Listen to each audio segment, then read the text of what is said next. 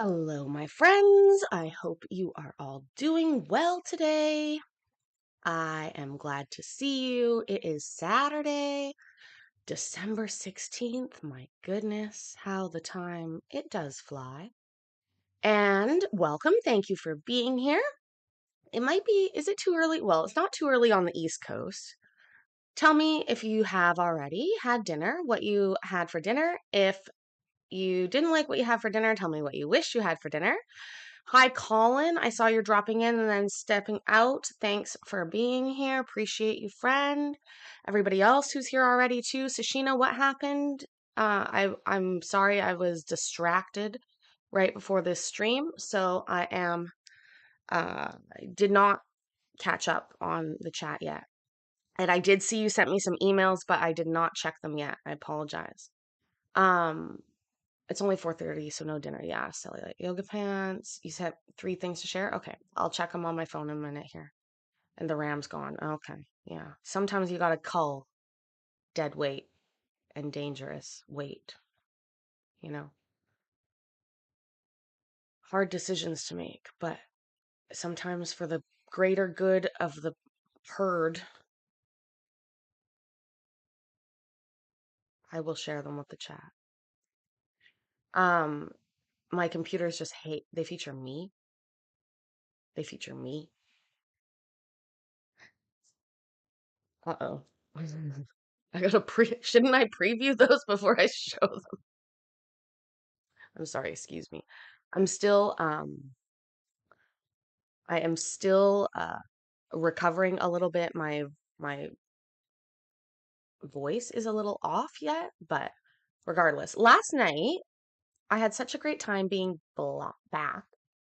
That came I had such a great time being back, hanging out with everybody. And then there was a very interesting amount of chases and other things going on after I finished my live.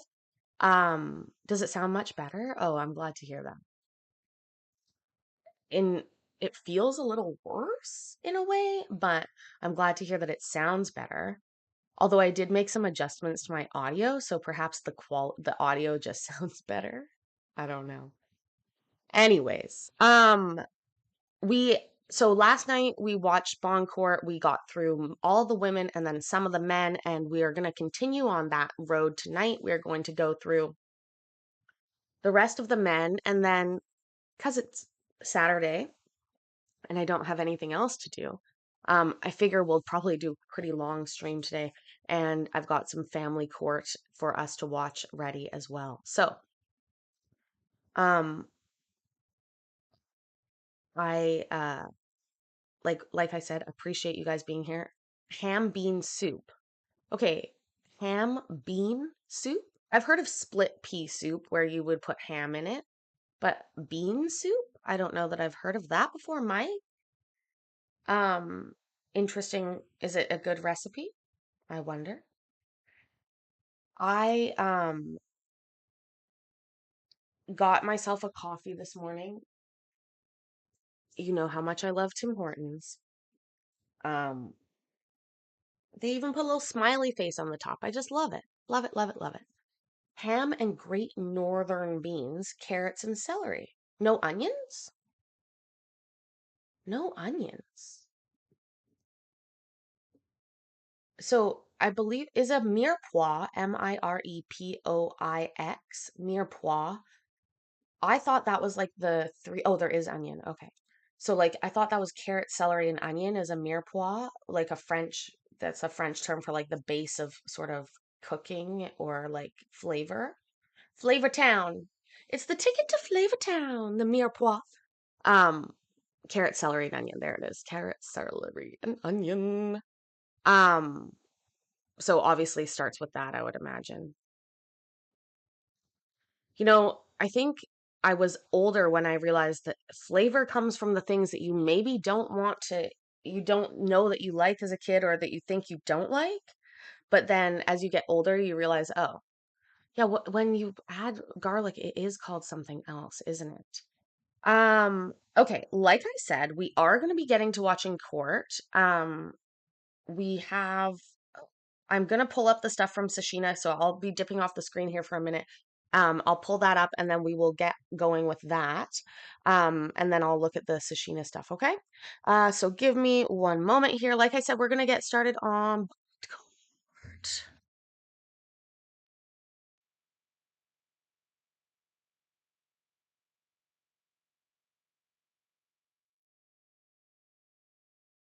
hold on. I gotta change the audio as usual. What is it called when you put the garlic in it, Mike? Because I mean, I think garlic is like, oh, sofrito. There it is. Look at you reading my mind all of the time. Hi, Mayor. Melanie. You're going Christmas caroling tonight with your family. Tradition. Family is the most important thing in our lives. Our family, our children, our hearts, if you will. The Holy Trinity. That's what it is, Mikey. Or sorry, Mike. You're not Mikey. Um, Celery, onion, and green pepper. Interesting. Okay, good. I got these working again. We're connected on there. Okay, here we go.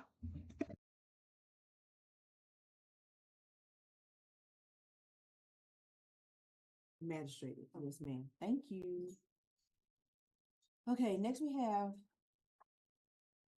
Anthony Crawford. Come on forward and take the empty chair, sir. You have been charged with a state jail felony evading arrest. The range of punishment on that type of offense in the state of Texas is a minimum of 6 months to a maximum of 2 years in a state jail facility and a $10,000 fine. That bond was set at $5,000. You also, sir, have a state jail felony evading arrest on foot, where the range of punishment is a minimum of 6 months to a maximum of 2 years in a state jail facility and a $10,000 fine. That bond was also set at $5,000. And then, sir, finally, you have two Class A misdemeanors where the range of punishment is up to 1 year in the county jail and a $4,000 fine. The first Class A misdemeanor has been styled as a false report. That bond was also set at $5,000. And the second Class A misdemeanor was styled as a hindering apprehension. And that bond was also set at $5,000. Do you have any questions, sir, regarding your charges or bond amounts? Are you requesting that I appoint you an attorney this morning, sir, to help you with these cases?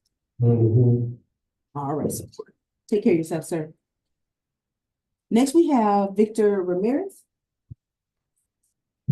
Come on forward and take the empty chair.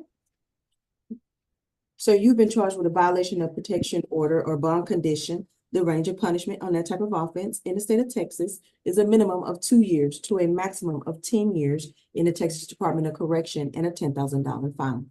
That bond was set at $10,000. Do you have any questions, sir, regarding your charge or bond amount? Yes, they had two addresses on my paperwork, but the first address, that's where I was at when the monitor went off, but she don't stay there anymore. She stays at the second address. So how they have two addresses on the paperwork when she stays at one address? Well, it sounds like you need an attorney. You want me to appoint someone to help you this morning? I said, it sounds like you need an attorney. You want me to help someone up? You want me to appoint someone to help you this morning? Two addresses shouldn't even be on it. She shouldn't even be at the first address. She said the second one. I wouldn't even have the second. I was about the first one. I'm sorry. I'm sorry. You're gonna have to deal with that upstairs. Okay. Right? I don't have that jurisdiction. So you want me to appoint an attorney to help you with that? All right, so ordered. You have any other questions for me, Mr. Ramirez? Ramirez, you can't leave yet. You can't leave yet. You don't live on this side. Next, we have Sexton Roseberry. Come on forward to take. Sexton Roseberry? Are you joking me? His name is Sexton? Okay, let's go ahead and guess what Sexton Roseberry did.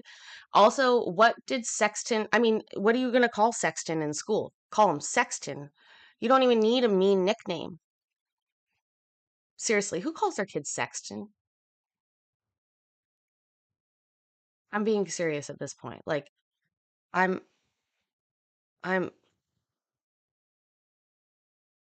ay, ay, ay, ay, ay. What do we think Sexton did though?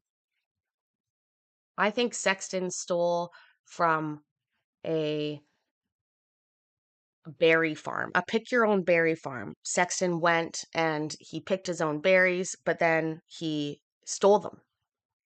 I believe that's what happened. Sexton picked all his own berries, then stole them, allegedly, in my opinion.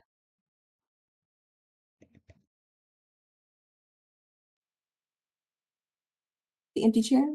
Right there, man. I got the shit backwards. All this shit Who is backwards. this judge? Roll all that shit Roseberry? backwards. Roseberry. Backwards. Fuck up. Roseberry. Judge Shooter. Shit. She wants to talk to you. It was paperwork, right? He in the room? Oh, he's in the front already. Okay, Yeah. Mr. Roseberry, you've been charged with a state jail felony, unauthorized use of a motor vehicle. The That's rate. me. Oh my God, really, God? Oh my God, really? Okay, this guy is. We're gonna. Do we need to go back and listen to his whole rant?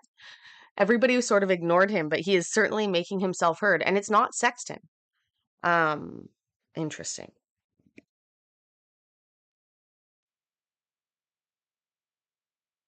He in the room? Oh, he's in the front already. Okay, Yeah. Mr. Roseberry, you've been charged with a state jail felony, unauthorized use of a motor vehicle. The That's rate. me. Oh my God, really, God? You stop talking. Killing somebody else? Huh? Okay, well, be quiet. There, we want to get other folks out of jail, sir. I'm sorry. All right. Come on, Judge. Get up. Okay, we got two there. Sit right here. Right, sit right here. All right. Dry sit right here. Yeah. Oh, shit. That paperwork, right? Shit, right. Go ahead, Judge. Okay, Mr. Roseberry, my apologies. You've been charged with a state jail felony, unauthorized use of a motor vehicle. The range of punishment on that type of offense in the state of Texas is a minimum of 6 months to a maximum of 2 years in a state jail facility and a $10,000 fine. You also have a state jail felony possession of controlled substance with the same range of punishment. Each of those bonds has been set at $7,500. Do you have any questions, sir, regarding your charge or bond amounts? No, man. Are you requesting that I appoint you an attorney this morning, sir, to help you with these cases? Yes, ma'am. All right, thank you, sir. Mr. Roseberry, you have a similar issue. Pretrial services is saying they may have granted you personal bond, but they could not verify your address. Is there a reference that you want to provide that can verify your address? Your mom, your sister, your brother, a girlfriend that we can add to this paperwork?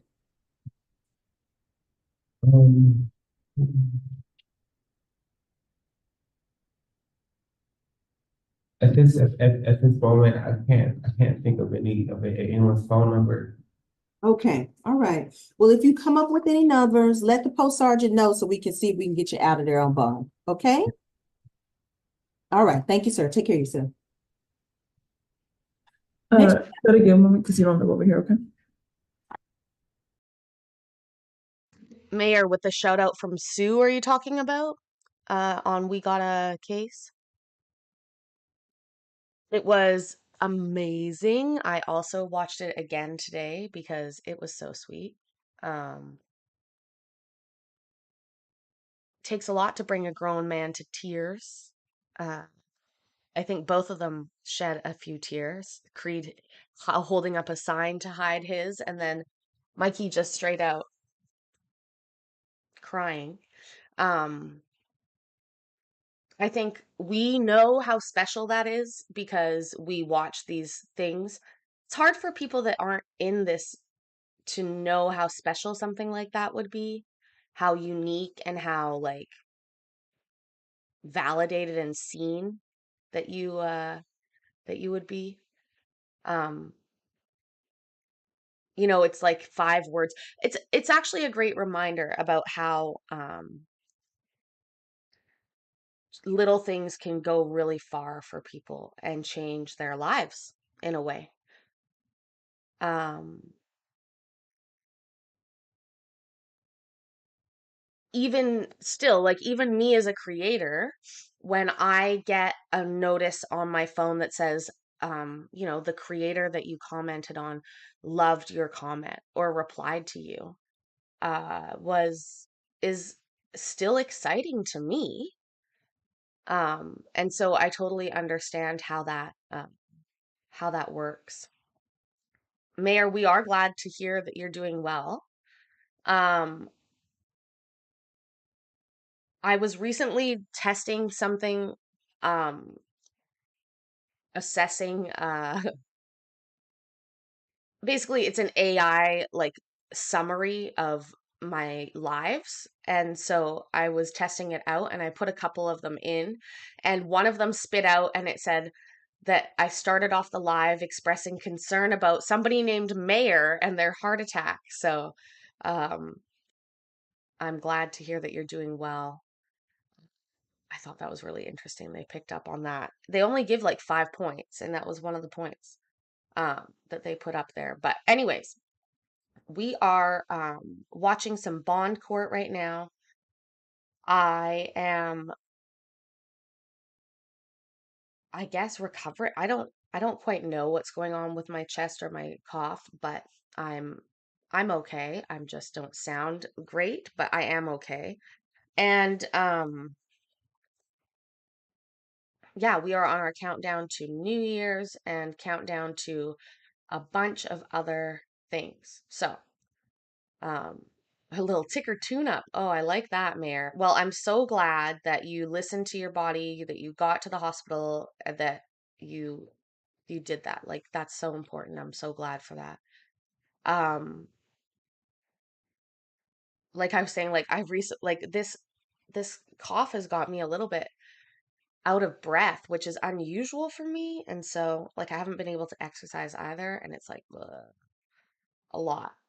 I feel weird being out of breath talking. That seems a little concerning, but that's okay. We'll get there. Um, anyways, yes. That other guy was going a little crazy back there, but Sexton had unauthorized use of a motor vehicle. Let's see who's next up on the agenda here. Like I said, we have what's it called? We have bond court, this bond court, plus we have some family law. That's what it's called, family law. Oh, Tin Man, that's so terrible. I didn't mean to laugh. I'm sorry. I often chuckle or giggle in the face of sad things. Uh, I'm not meaning to make light of it. That's terrible news. Um, thoughts with you about that? How old was your dog? It's I have never had a dog, so again, I've never had to deal with that type of death in the family. 13 years old, wow. I can only imagine. I know some people treat dogs like their children. I couldn't imagine a death of a child. That would just rock me to my core. And I don't know that I could go on after that, but a dog as well is very difficult. Tony, you're not booted? No way, Jose. You ain't been booted at all, sir. We are watching Bond Court, the continuation from last night, and we are gonna watch some Family Court.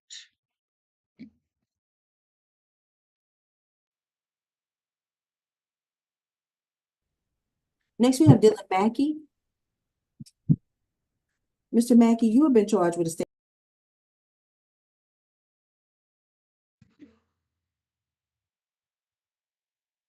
Melanie, why would you say that? That's a terrible thing to say. You're honest with them about that? Wow. Of felony possession of controlled substance as well. The range of punishment on a type of offense in the state of Texas is a minimum of 6 months to a maximum of 2 years in a state jail facility and a $10,000 fine. That bond has been set at $7,500 plus a drug court screen. Do you have any questions, sir, regarding your charge or bond amount? No. Are you requesting that I appoint you an attorney this morning to help you with this case? Yes. All right, so ordered. Take care of yourself, sir. Next, we have Javier Reyes. Mr. Reyes, you've been charged with an out-of-county felony on a failure to stop and render aid from Bear County. They set that as a no bond. So what's going on? When's the last time you were in court down there? That's the thing that my never been in court. Never been to court? Oh, interesting. All right, I will remove the no bond condition, set that bond at $15,000 so that you are allowed to post bond out of Travis County and not have to wait the 10 days in jail for Bear County to pick you up. Will that help you, sir? Yes, ma'am. All right, wonderful. Are you requesting that we appoint you an attorney this morning to help you with this case? Well, since this case is out of Bear County, how can the attorney? Right, we'll send the appointment order to Bear County. You want us to send one? You want a Yeah. court-appointed attorney from Bear County to help you with that case down there? Well, if I postpone, then I might just be my own attorney. Mueller, I can't hear him. He's saying that if he posts bond, he's just gonna get his own attorney. Okay, wonderful. All right, so order, sir. Take care of yourself. Next, we have Jacob Lambert. Mr. Lambert, you've been charged with a third-degree felony possession of controlled substance. The range of punishment on a type of offense in the state of Texas is a minimum of 2 years to a maximum of 10 years in the Texas Department of Correction and a $10,000 fine. That bond was set at $10,000 plus a drug court screen. Do you have any questions, sir, regarding your charge or bond amount? No, ma'am. Are you requesting that I appoint you an attorney this morning to help you with this case? Yes, ma'am. All right, so ordered. Take care of yourself, Mr. Lambert. You said $10,000 fine, bond? Correct. So then the going rate to get out of jail is 5 to 10% of that amount, anywhere between $500 to $1,000 to any attorney. There's Miss Carrie in the house, the accountant. Thank you for being here, my friend. I hope that you are well. Life is well for you. We missed you last night. I think you were busy. It was a crazy night. Crazy night. Your bondsman of your choice, sir. All right, thank you. You're very welcome. Next, we have Terry Jones. Ms. Graham wasn't there? Okay.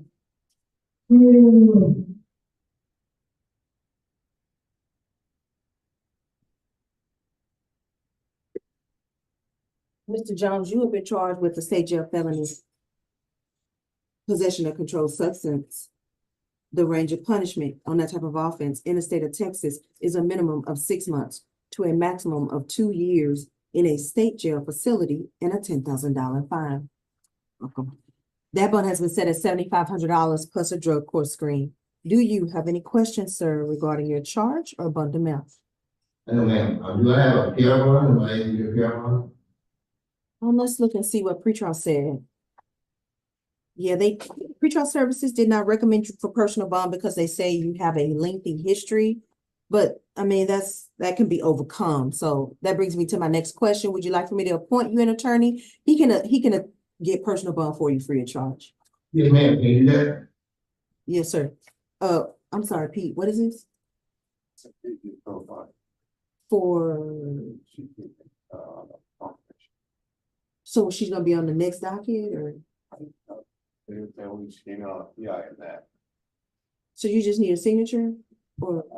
yeah, probably, I don't feel over. It's probably started. Okay, here you go. Sorry, I'm trying to clear paper. Not add paper. I apologize. Okay, Mr. Jones, did you have any other questions for me, sir? My apologies. No PR bond.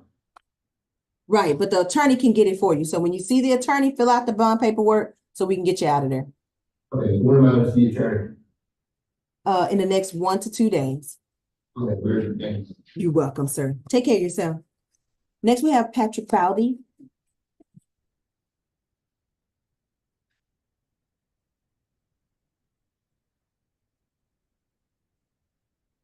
Mr. Bowdy, you have been. What has Mr. Bowdy been charged with? Let's guess. I'm sorry, I've been a little distracted. Let's guess what Mr. Bowdy did. Guess. Get your guesses in the chat. Let us know what you think. Mr. Bowdy did. Miss Carrie, I'm sorry that you're not feeling well. I hear you. And I hear you. That sucks. Miss Carrie says DUI. Mike says manslaughter. Vicky says stealing. Bev says stealing a movie reel out of the movie theater. Battery for Bowdy, says J Mac. Hanging with Mr. Copper. I don't know what that is. Peeing on a stray dog. I think he. Oh, forgery? Probably forgery. I think I'm going with forgery. Charged with a Class A misdemeanor attempted theft of property. This from Court 6. Judge Hernandez, she had set that bond at $15,200 plus supervision. But I don't know when this order was signed. What's going on in this case? How long have you been going to court on this, Before COVID started, sir? before COVID started, Okay, you already have an attorney on it? no, I No? never, no. Okay, well then I will appoint you an attorney to help you with this case. You have any other questions for me, sir? No. All right, take care of yourself. Next, we have Patrick Cantrell. You can't. Patrick Cantrell. Cantrell. Fuck, I can't get the names right today. Working on it. All right. What do we got for Patrick? What did Patrick do? Oh, you hear that? I don't want you guys to hear it. It's a nasty cough. Although I don't think you can catch the cough through the computer. But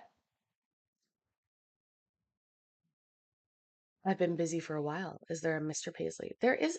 I do have a boo thing at the moment. Um, but I'm divorced. I was married. I also have a kid, a 15-year-old kid. But I am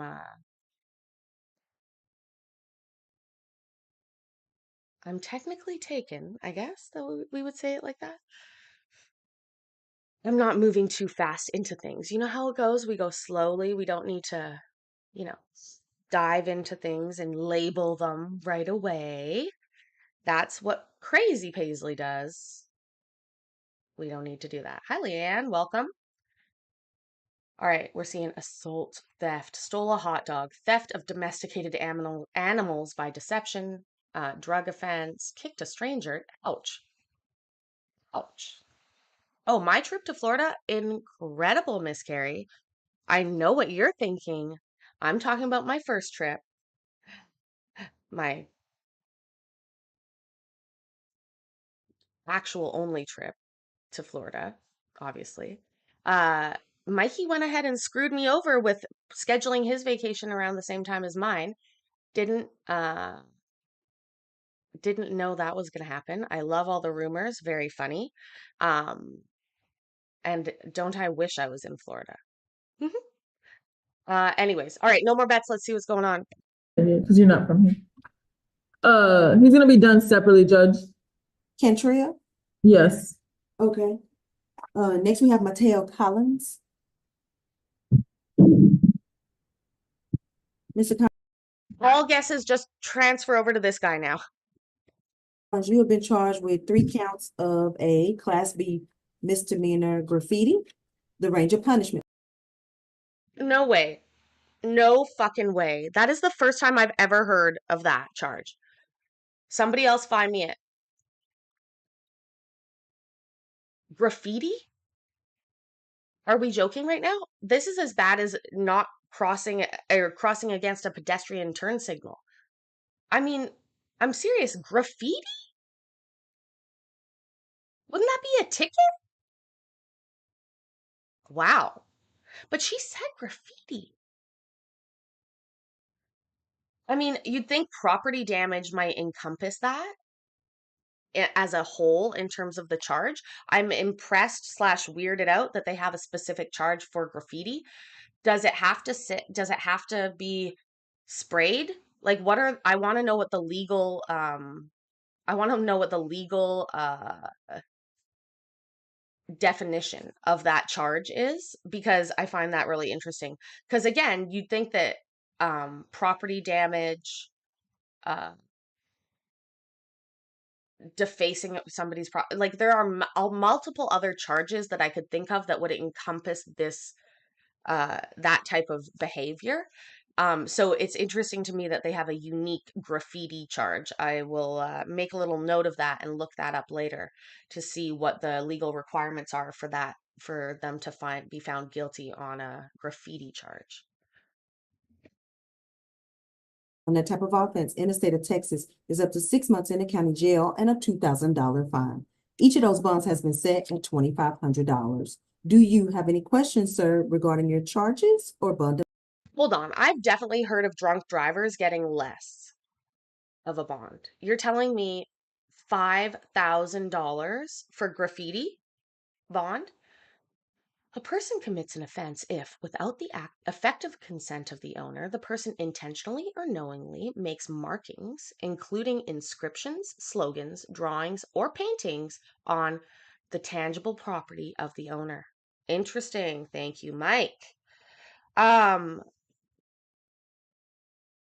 It's so interesting. So I wonder if clock would count, because it doesn't say permanent marking. It just says markings. And I wonder if the permanency or the difficulty in removing it actually adds to it. Because it seems a little odd to me that they don't sort of put in there about, oh, well, there it is. Pecuniary loss of $750 or more, but less than $2,500. Paint, indelible marker, or etching or engraving device. Oh, there we go. Paint, indelible marker, etching, or engraving device. Indelible marker reminds me of an interesting kid story that I read when I was a little kid, and I'm gonna make a note of it and try and find it. About this girl who drew on herself with indelible markers. Yeah, funny story. Nancy, sorry to hear that you're not doing well. You're in the hospital, but that's probably a good place to be if you're sick. Um, hope that you are well. Winter, welcome. I know, let this one go, right? I latch on to little things sometimes when I got big things going on in my brain. Sometimes I just, zero in on the little things. Amounts. Do I get the PR one? It appears that you did not. Let me see what the reason is. Same reason as the other gentleman. They're saying you don't have any references. So if you can give us at least one reference that can verify your address, we can let you out on personal bond in the next 4 to 6 hours. Is there someone you want me to add to this paperwork? Your mom, your sister, your brother, a girlfriend? Yeah, I can add, my dad's address. Your dad? Yeah. Okay, what's his name? Mark Hunt. This has to confirm your address. So let me tell you how to make this go faster. You're going to be given access to the phone now that you've seen me. The number for pretrial services is posted on that phone. Go ahead and give him a call, wake him up, give him that number for pretrial services, have him verify your address. If you can do that, then we'll let you out on personal bond in the next 4 to 6 hours. Do you have any questions about that process, sir? No, you don't. All right, sir. Take care of yourself. Thank you. You're very welcome. Next, we have David Garza. What you laughing? Well, It's gonna be done separately too, Judge. Garza? Okay. Yes. How about Sean Cho? Mr. Cho, you have been charged with a 3rd-degree felony. It's possession of a controlled substance. That's what she's gonna say. I missed it. Colin's back. Courtney's here. DDC was good today. Detroit Detention Center, Tony, is that right? I will have to take a look and see.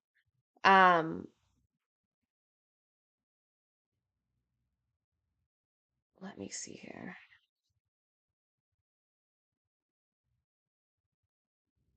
Did the chat bar change? I don't, did it? I don't know. I'm on my, obviously my end is different when I'm streaming live, so, you know.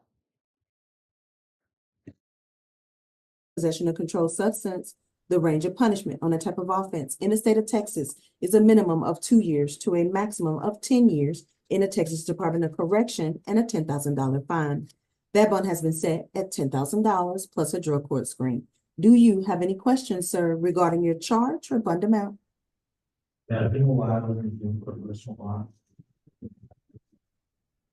He's asking Judge why he wasn't approved for a personal bond. Well, they say you have pending cases. So do you have an attorney already representing you on your pending case? Who is that? Huh? Okay, all right.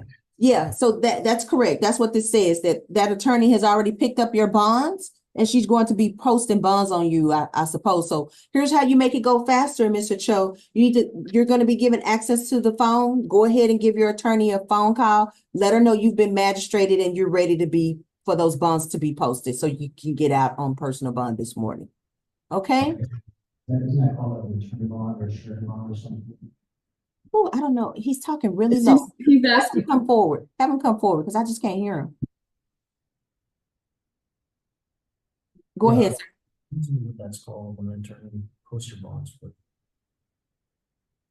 He wants to know. Literally no better whatsoever. I hate the audio in here. A little bit crazy. Nancy, please feel better. Do well.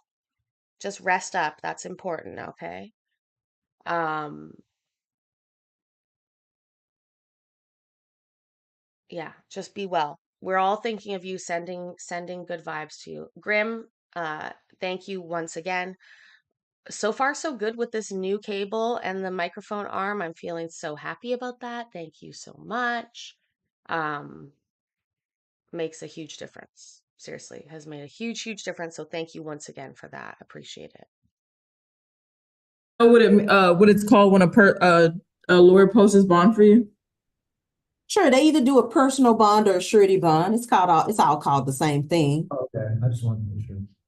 Okay, no problem. But we understand that those bonds have already been picked up by the attorney, so you just need to give that attorney a call, okay? And let them know you're ready for those bonds to be posted. Call in. You know what would be better to do than wait for me? Because I think we're going long tonight, to be totally honest with you. We have another 25 minutes of this plus another hour and a bit of court from another video. So you'd be better off going live in the middle, doing your video, and then redirecting back to me if you feel very kind and generous.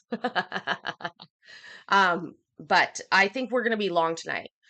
And I get it if people want to shimmy back and forth. It's a-okay. I am if I stop, I won't start again. I really wanted to get this family court one done as well. And so probably we've got a while yet, but do not wait on accounts of me. I appreciate your caring though. It is kind, but yeah, there's ways we can make it work all together. Also, my nails are still pretty, and I'm so happy about that. Focus on the little things, guys. Focus on the little things, right? I'll be allowed to leave pretty soon after that. Sir? And I'll be allowed to leave pretty soon after that. Yes. Yes, absolutely. 4 to 6 hours from the time they post that bond. Yes, sir. Thank you so much. You're very welcome. Take care of yourself. Next we have Marcus Mitchell. He's gonna be done separately. I'm going there right now. Come on. Oh, okay. And what about Ladashus Clark and Jamil Taylor? Demetrius, right? Oh, you're there, right? And then what about Jamil Taylor?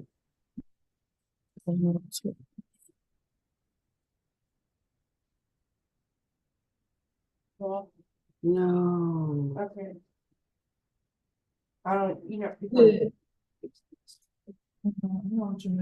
I'll ask Officer Mueller here in just a second what she wants to do with them. Who is that?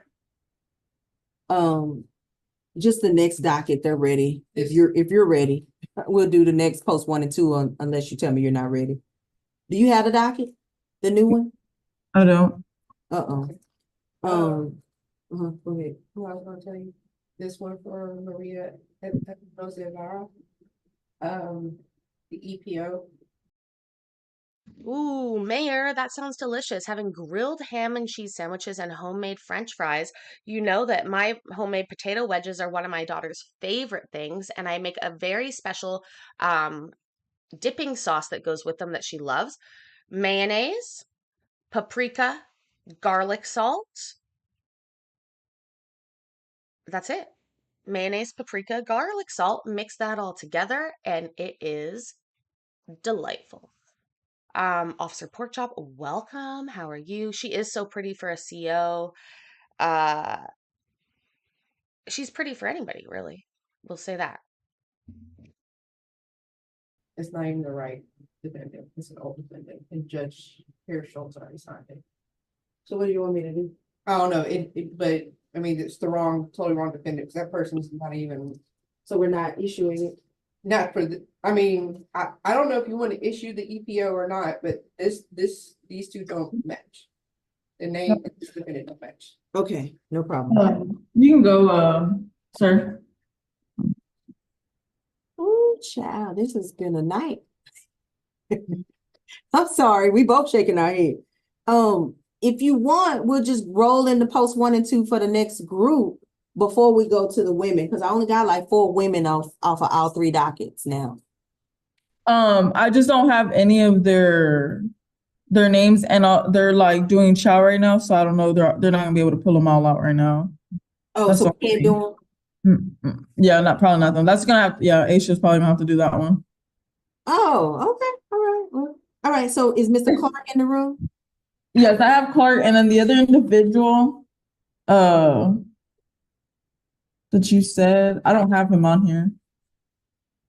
It's somebody that, you know, Is I it haven't Ty? eaten yet, and I have not had any coffee, so I'm sorry, my Okay. memory is going. It's someone that Officer Cabral added because she said he was coming up on time. That's what I'm trying to tell you, sorry. Oh, so he's not even on any of these dockets. I don't think so, Officer Mueller. What did she do with it? This is the paperwork, and he is on post 4. Okay, so he's not even in post 1 and 2. He's on post 4 when we get over there. 104. Yeah. Okay. Yeah, I have him on here.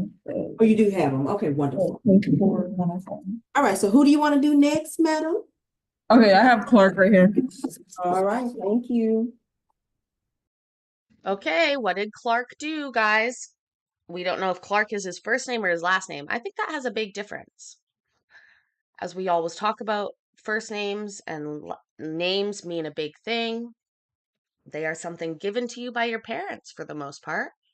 Although some of you have heard me talk about my story when I worked at the bank and there was a woman or a child who came in to deal with something with the bank, and I noticed that the labeling on the bank account said baby last name.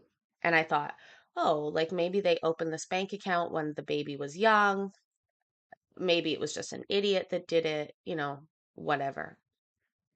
And so I said to them, I was like, oh, it looks like we have the wrong information down for you for this. So let me go ahead and update that with your correct name. And they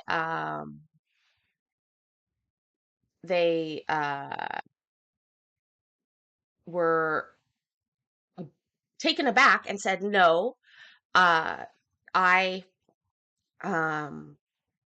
have given her the name baby until she's old enough to determine her own name. And then she is going to go ahead and choose her own name when she is old enough. So basically, her whole life, she grew up being called baby and eventually will pick her own name, which I thought was fucking weird. And so Mr. Clark was in the room when I read the rights, right? Yes. Okay, Mr. Clark, good morning. My apologies. We're having a little bit of a powwow to see what we're doing next because we have a bunch of dockets pending. So you, sir, have several charges. The first is a first-degree felony engaging in organized crime. The range of punishment on that type of offense in the state of Texas. It's not first degree, is it? It's a state jail felony. Is a minimum of 6 months to a maximum of 2 years in a state jail facility and a $10,000 fine. That bond has been set at $7,500 plus no contact with the alleged victim. Ask who the victims on my case is. Sir, Ask who the victims on my case. only engaging in organized crime? Yeah. I have no idea. No way, Donna. That happened too? To your dad? Also, thank you for being here. So so birth certificate says baby Stubler because they hadn't picked out a name and your dad didn't know it until he was about 16. But what did they call him? Is my question. Like, did he have a de facto name that just grew? Or was it like, what did they call him? Baby? They call him baby? Oh, not a cop. Oh, thank you so much. Oh my goodness. I think that's gonna pop soon. I'll be quiet.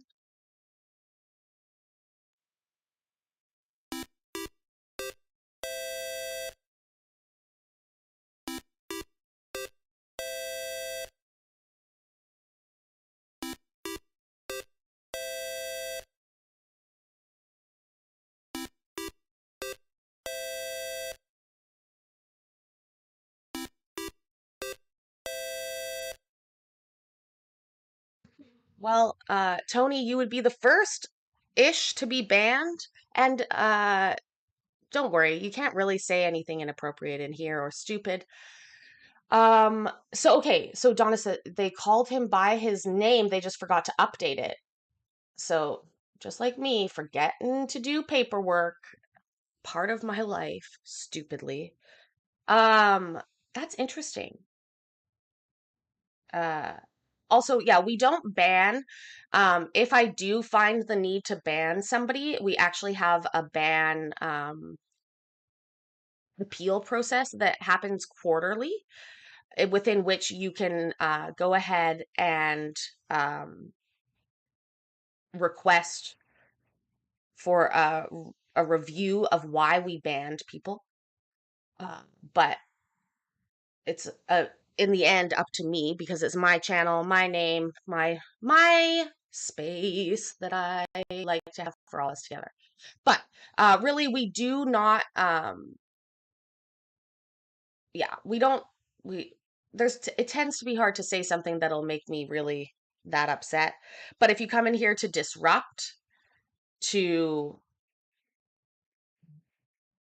be disreputable, etc., then that happens. I am going to remind you guys, if you're just getting here, please go ahead and clock in for your shift by hitting the like button. It's super duper helpful. And remember, if you want to fight, there's a fight corner on Discord as well, where you can go and you can go and throw words, but don't cry afterwards. That's the rule. Med check. Good time for a med check, Mike. Good time for a med check. Guys, please go ahead. If you take meds, think about when you take them. Do you have to take them soon? Whatever, just be cognizant of that. If you don't take medication, come on down to the chat and tell us what that's like. As always, nobody does that. Anyways, okay. Let's continue on, see what happens here. I'm gonna go get my meds too, you know? I mean, you don't have to worry about it, you know. Huh? You don't have to worry about it anymore. So with the engaging, there's no victim necessarily. This is from an incident on September 21st of 2023 at Mount Bonnell, where they allege that y'all were breaking in the cars. But of course, you are innocent until proven guilty. Okay, I want to make sure I remind you of that. You also, sir, have a state jail felony, fraudulent use or possession of identifying information with the same range of punishment as the engaging. That bond was also set at $7,500 plus no contact with the alleged victims. And then, sir, you have a state jail felony credit card abuse, same range of punishment. It was also set at $7,500 plus no contact with the alleged victims. And then finally, sir, you have two Class A misdemeanors, where the range of punishment in the state of Texas is up to 1 year in the county jail and a $4,000 fine. The first Class A misdemeanor has been styled as an evading arrest. That bond has been set at $7,500 as well. And the second Class A misdemeanor has been styled as an indecent assault. And that bond has been set at $5,000 plus no contact with the alleged victim plus an emergency protection order. Do you have any questions, sir, regarding your charges or bond amounts? I mean, it might be crazy, but I don't know, like, can you add all my bond amounts together and just tell me what it is? Yeah, no, that's not crazy. I can do that for you. You're fine. Okay, it's gonna be 35,000 total. And then with the PR, that's aggravated, right? PR, that's aggravated. Can I go to my lawyer for a bond? Correct. You already have a lawyer? My charge proper? Oh, yes, I know, Mr. Popper. Please tell him I said hello. Absolutely. Your first phone call this morning should be to him to let him know you've been arrested so that he can go ahead and post those bonds on you. Okay? Now we're going to go over, I'm sorry, are you requesting that I appoint you an attorney this morning, sir, to help you with these cases? All right, you're gonna use Mr. Popper. All right, wonderful. Mr. Clark, we are now going to go over the terms of the emergency protection order. You're going to be prohibited from committing further indecent assault. Do you understand that, sir? What is that? It's really kind of funny. I guess this was a friend of y'all. She was drunk. She alleges you did something. Then y'all are on some kind of social media where the police got a hold to it and y'all are going back and forth about it. So that's what it's regarding. You remember this incident? Yeah, you go ahead. Okay. All right. I don't want to say much more because of course this is being recorded. I don't want I don't want you to make any statements against your self-interest that the state could use against you, okay? But yes, that's what it is. The protected person is listed as a Denisha Taylor. Are you familiar with the protected person, sir? Yes, ma'am. All right, thank you, sir. You're also going to be prohibited from communicating directly with a member of the family or household of the protected person in a threatening or harassing manner. Do you understand that? Yes, ma'am. Thank you, sir. You're also going to be prohibited from going within 200 yards of Miss Taylor's residence. That residence is listed as 161 Llama Loop Lane in Kyle, Texas, 78640, or any subsequent address. Are you familiar with the protected address, sir? No. All right. We're going to provide it to you in writing so you know where to stay away from, okay? Yes, ma'am. All right, thank you, sir. Mr. Clark, if you are found to be within the presence of I'm sorry, did they say Llama Loop Lane? Is that a joke? Llama Loop Lane? That sounds like the funniest address. Every time I would write it, I would laugh. Hilarious. Absolutely hilarious. Hi, Mikey. Hope you're doing well. We were talking about you earlier because of your shout out from Sue. Uh, Congratulations. What a milestone in your life. I hope you were able to celebrate with the people that are special to you about that. Um, Colin, you hit 7,500 today. Awesome. So glad for you too. Um,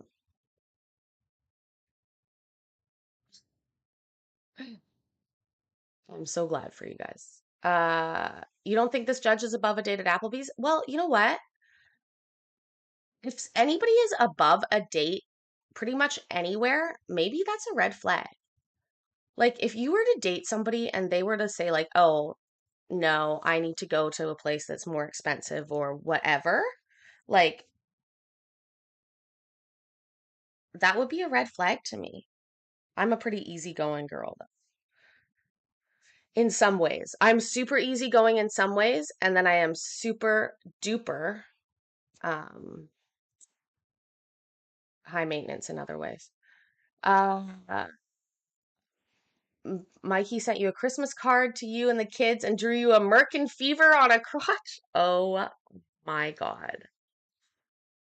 Wow. Yeah, Jonathan, exactly. This is a Cheesecake Factory. Projected person or within 200 yards of the protected address, you will be rearrested. Do you understand that, sir? Thank you, sir. That rearrest charge carries a maximum range of punishment of up to 1 year in the county jail and a $4,000 fine. Do you understand that, sir? Thank you, sir. In addition to that, you may not possess a firearm while this case is pending. Do you understand that, sir? All right. Lastly, sir, this emergency protection order will expire at midnight in 60 days on February the 14th of 2024. Do you understand that, sir? You said it expires? This emergency protection order will expire at midnight in 60 days on February 14th. Do you understand that? Okay, thank you, sir. Do you have any questions for me regarding your charge, the bond amount, the range of punishment for this type of offense in the state of Texas, or the terms of this emergency protection order? No. All right, take care of yourself, sir.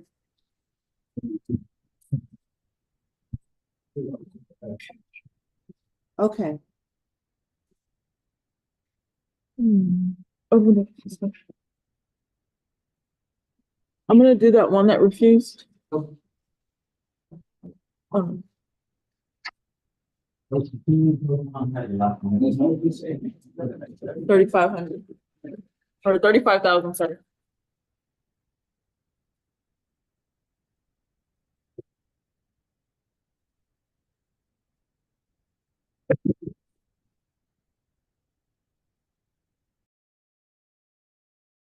You have YouTube groupies? Actually, yeah, I guess we're all sort of guilty as charged in the YouTube groupie group because it's so fun to hang out with our friends. Um, Last night was a lot of fun, actually. You guys, that was a great Friday night stream.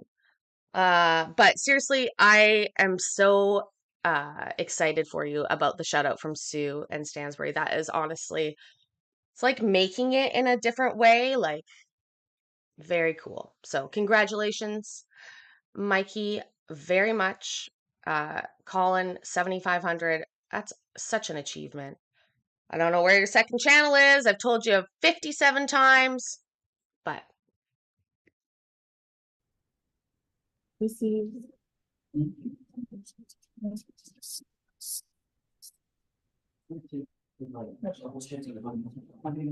Maybe we should add that, what, 48 hours.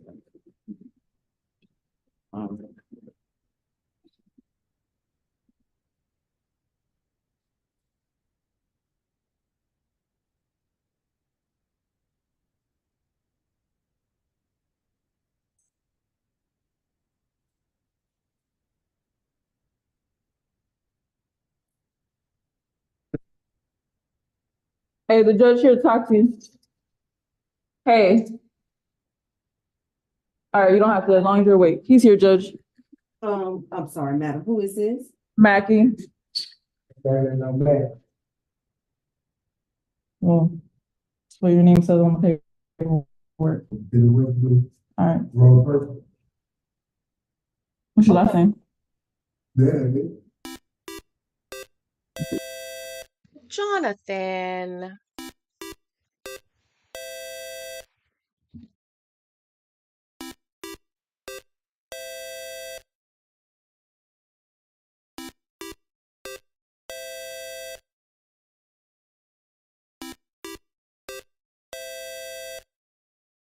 Yay. Thank you so much, Jonathan. That's a great reminder. Make sure that you go ahead and put gifting turned on onto your account so that you might also receive a gift membership from somebody awesome like Jonathan.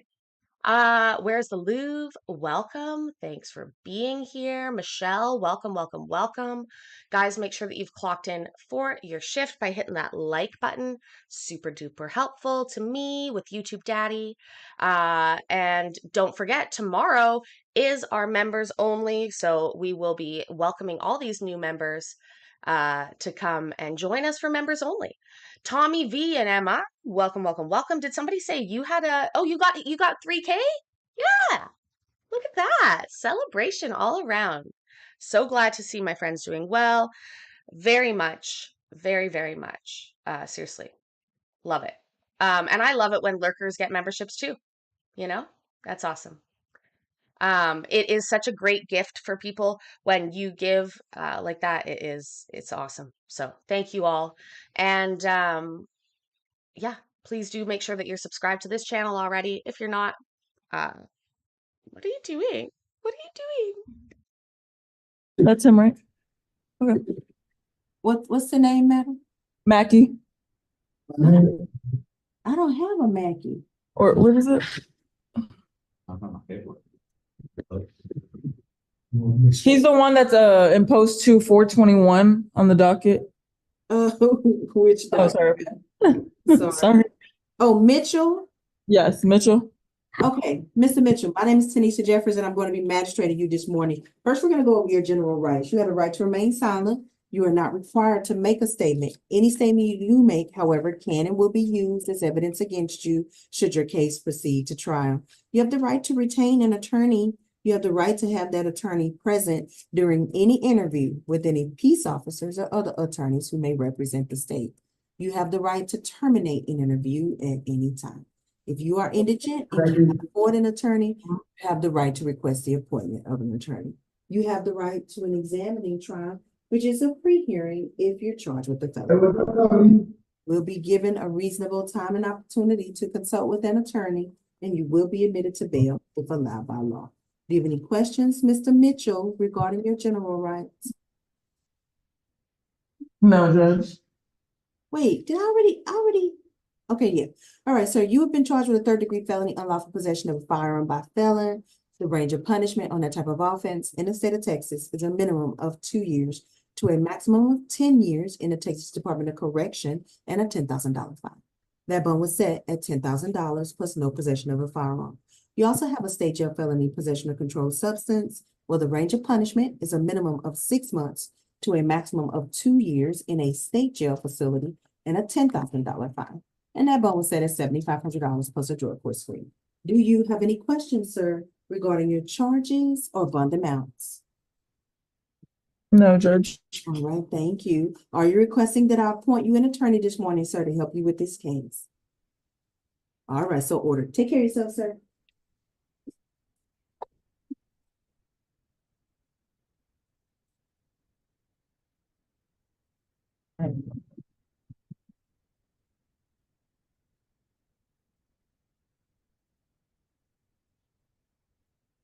Oh, and I'm not invited out for wings. Is that how that goes? I have to hit what do I have to hit? 3,000 first?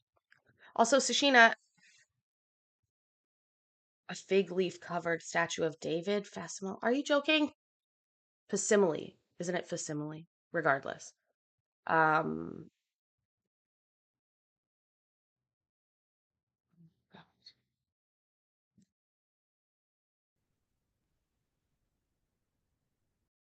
Mike, wow. Thank you so much, you guys.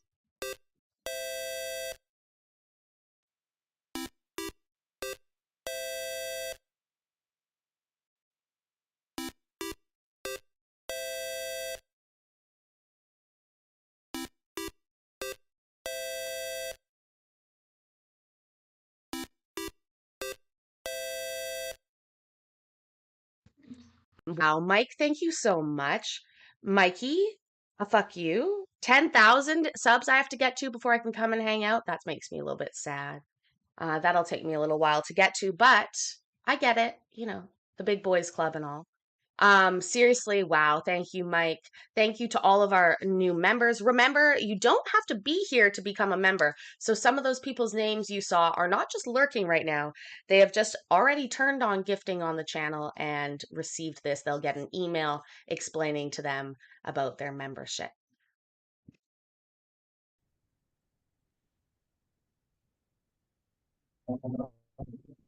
Huh? Uh, yeah, they have another docket. Can you let me out, please? Oh, I don't even see. Oh, this is gross now.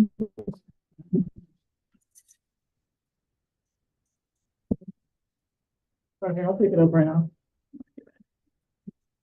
So right now, we. But like when I get done.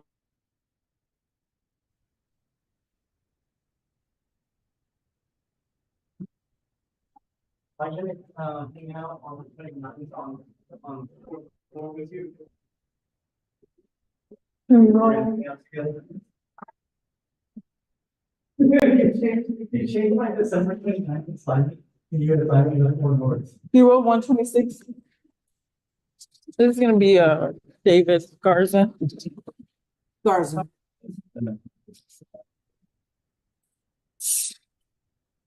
Hero 126. 35,000. Garza, judge is here. Good morning, Mr. Garza. My name is Tanisha, Not Sarah there. and I'm going to be magistrating you this morning. Good morning. First, we're going to go over your general rights. You have a right to remain silent. You are not required to make a statement. Any statement you do make, however, can and will be used against you should your case proceed to trial. You have the right to retain an attorney. You have the right to have that attorney present during any interview with any peace officers or other attorneys who may represent the state. You have the right to terminate an interview at any time. If you are indigent and cannot afford an attorney, you have the right to request the appointment of an attorney. You have the right to an examining trial, which is a pre-hearing, if you're charged with a felony. You will be given a reasonable time and opportunity to consult with an attorney, and you will be admitted to bail if allowed by law. Do you have any questions, Mr. Garza, regarding your general rights? No, Judge. All right, Okay, shirtless and sitting on the bed. Where are the standards? Why doesn't the judge seem to care about this? They don't even make them come to the door. Also, his cell looks dirty. Has he been like throwing stuff around in there or something? I have no clue. Um,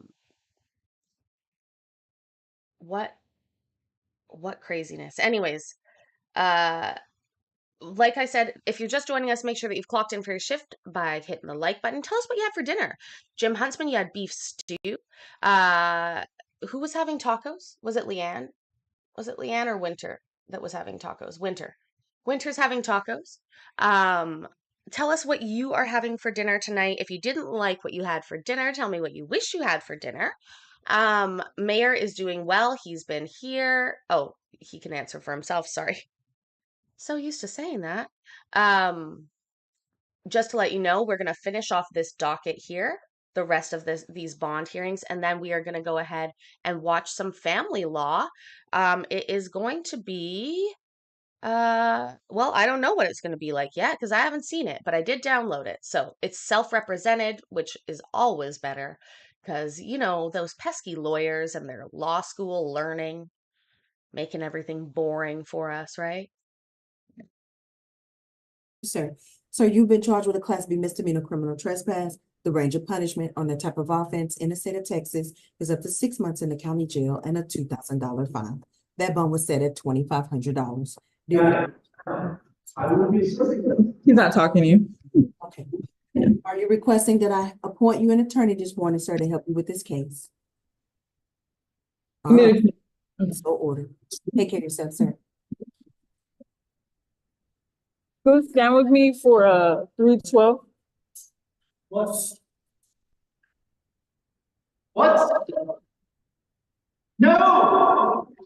How many times Hey. I'm telling you no? I told you I'd let you when I'm ready. Oh, Go to bed. you open 312. Yeah. Come on.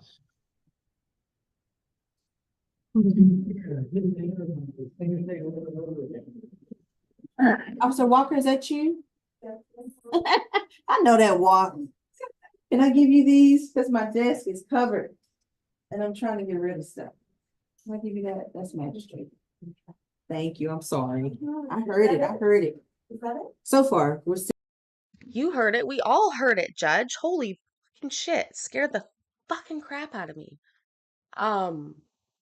Wow. I guess, you know, this is the kind of stuff that we often used to see or would never see that would happen behind the scenes in the transportation or transport phase of people coming to court that corrections officers would tend to deal with and then just report they couldn't get so and so to come to court. Now, because of Zoom and the way that things are going, sounds like we're seeing some of that stuff a little bit more than we would. And we're also being a little bit lackadaisical in terms of our requirements. In the last 2 days of these bond hearings, I've seen people lying down in their beds during their bond hearings, people wearing no shirts. Yeah. Standards are going down and down and down and down and down and down and down. Also, happy birthday to your baby. Not a cop, that's right. You have to, when your kid has a birthday, you have to go with what they want for their dinner. That's sort of the cool thing to do. Hi, Kristen. Um, I know there's this YouTube channel that I watch where the birthday kid gets to pick the entire day's meal. And like my brain partly is like, oh my God, planning a whole day's meal beforehand, like, oh, that's gonna be difficult for me to execute. But I do appreciate those families that can do that kind of thing. It would feel sort of cool, especially if you have a big family, a lot of kids. My daughter was an only child, like I have one child, so it's a little bit different.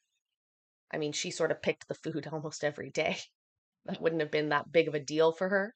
But I guess when you're in a big family or your parents are more strict about food, then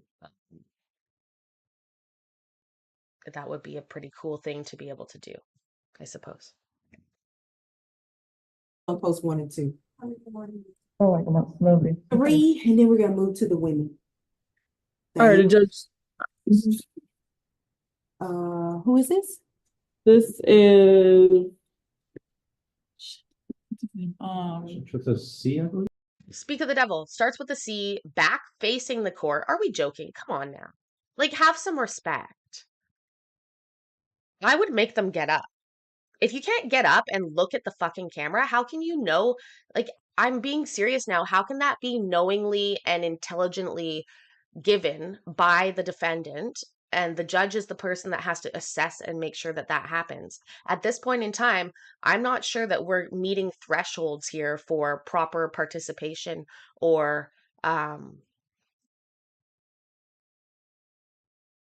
meeting any concerns for competency hearings, to be honest. Like, these are just basic levels where you need to have the person at least be looking, making some eye contact. At the very least, like this is crazy. But holding them in contempt, I don't like. They have to ask first. You can't. Contempt is a willful against the court, especially direct contempt. But in order to issue a direct contempt order, I believe that you have to give an opportunity to purge that contempt first, verbally. The judge does, like giving them a chance to correct their behavior, telling them that they are being unacceptable for court, that they need to stand up and acknowledge the court. I don't know. How don't we have a crazy command, Jonathan? Cantrell? yes, control. Okay, good morning, sir. My name is Tanisha Jeffers, and I'm going to be magistrating you this morning. First, we're going to go over your general rights. You have a right to remain silent. You are not required to make a statement. Any statement you do make, however, can and will be used as evidence against you should your case proceed to trial. You have the right to retain an attorney. You have the right to have that attorney present during any interview with any peace officers or other attorneys who may represent the state. You have the right to terminate an interview at any time. If you are indigent and cannot afford an attorney, you have the right to request the appointment of an attorney. You have the right to an examining trial, which is a pre-hearing if you're charged with a felony. You will be given a reasonable time and opportunity to consult with an attorney, and you will be admitted to bail if allowed by law. Do you have any questions, Mr. Cantrell, regarding your general rights? All right, thank you. Sir, you've been charged with a Class B misdemeanor criminal trespass. The range of punishment on the type of offense in the state of Texas is up to 6 months in the county jail and a $2,000 fine. That bond has been set at $2,500. Do you have any questions, sir, regarding your charge or bond amount? Thank you. Are you requesting that I appoint you an attorney this morning to help you with this case? All right, so ordered. Take care of yourself, sir. What did he twitch in his sleep? How did you get that confirmation? Again, I'm just, we know for the record, we need verbal responses that are audible so that they can be taken down. I, just on a, like, and sometimes my brain works like a lawyer's, like, these are just basic things that you have to cover, because if you don't, they can be grounds for dismissal later. They can be grounds for issues. And again, this is 3:30 a.m. bond court. I get it. Things work a little bit differently. People are sleeping. They don't want to be woken up. They're probably, some of them, intoxicated. But it actually doesn't change what is trying to be accomplished, which is a serious and significant process in the justice system that needs to be executed properly. Like, paperwork is king. And I wonder how actually, you know, valid some of these hearings are when they aren't even awake, it seems. This slide real quick. Do you have any? Okay. Judge, can you tell me if so I can get that individual magistrated by that officer that's already in there on that docket? Mr. Mueller, Yeah. tell you what his post is? Well, no, tell me, is he on that docket so that officer could just magistrate him? Yeah, he's on the next docket. Is he? He is. Okay, I'm gonna have that officer over there magistrate him. Is that okay? Yeah. Okay. He's in post 2410. Okay.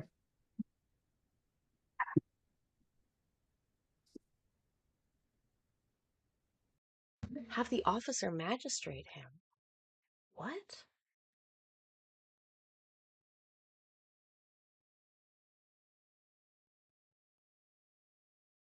Why does this bother? Sometimes I get hung up on the little things, and I don't always mean to, but I sometimes just can't get past them.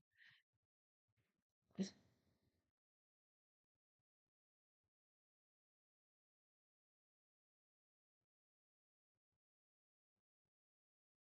officer's not a lawyer. The officer's not a magistrate. The officer's not a judge. Oh, so many questions.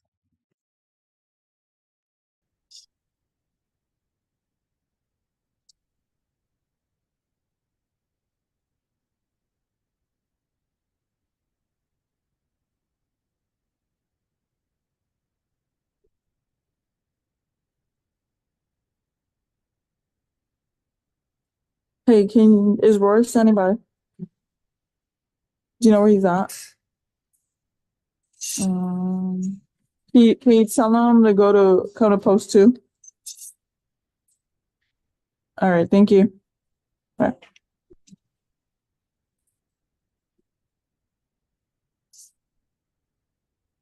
If Royce comes, tell him to stay here. I'll be right back. Thank you.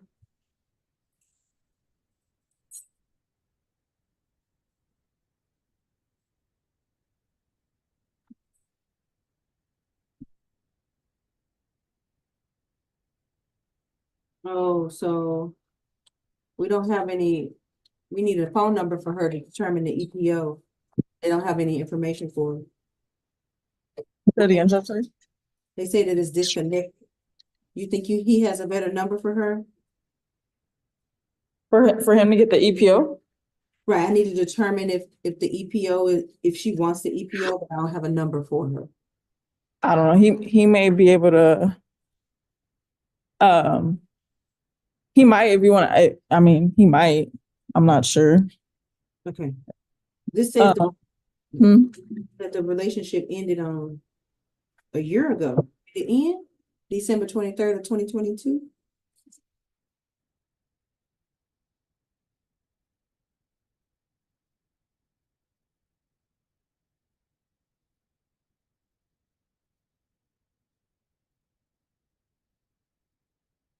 I don't know where she's going. No, 30 seconds, so you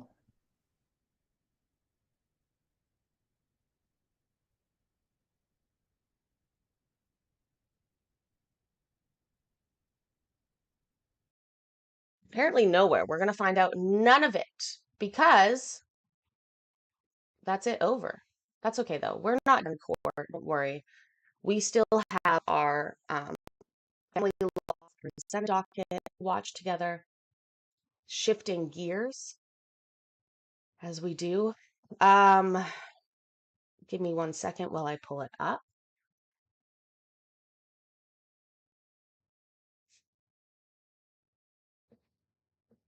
So before we get started on that, I'm just thinking.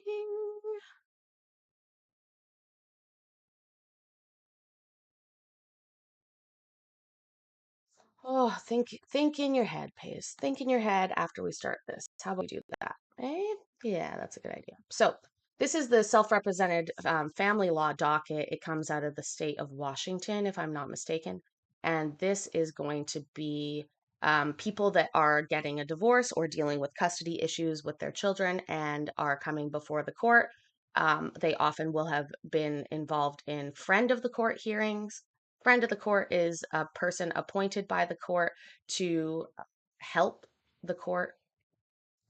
Oh, Sashina, I saw those videos. Those are hilarious. I will show them at the end. Sashina has somehow AI'd my face into some Christmas tunes to make them sing it, which I found hilarious. Did we ever get a ruling on the divorce case? The meat in the freezer one, the blowjobs for puppies one? Not really. He issues written rulings on those, and I have yet to successfully request that because they don't usually issue Freedom of Information Act requests on private divorces like that. I did recently have a successful FOI request on something else, but that's a different story altogether.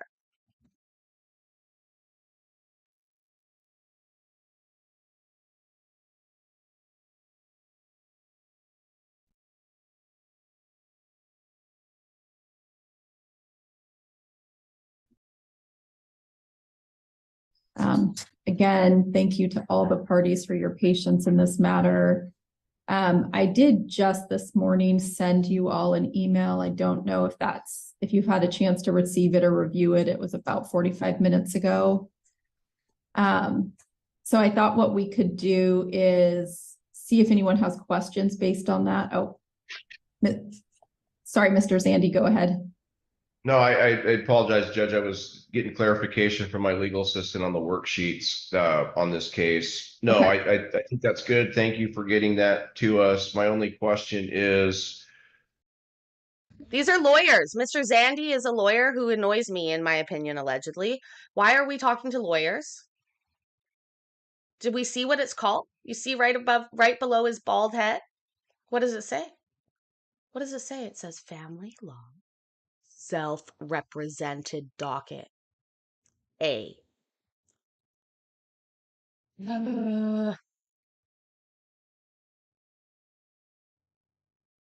Mr. Zandy is so wordy.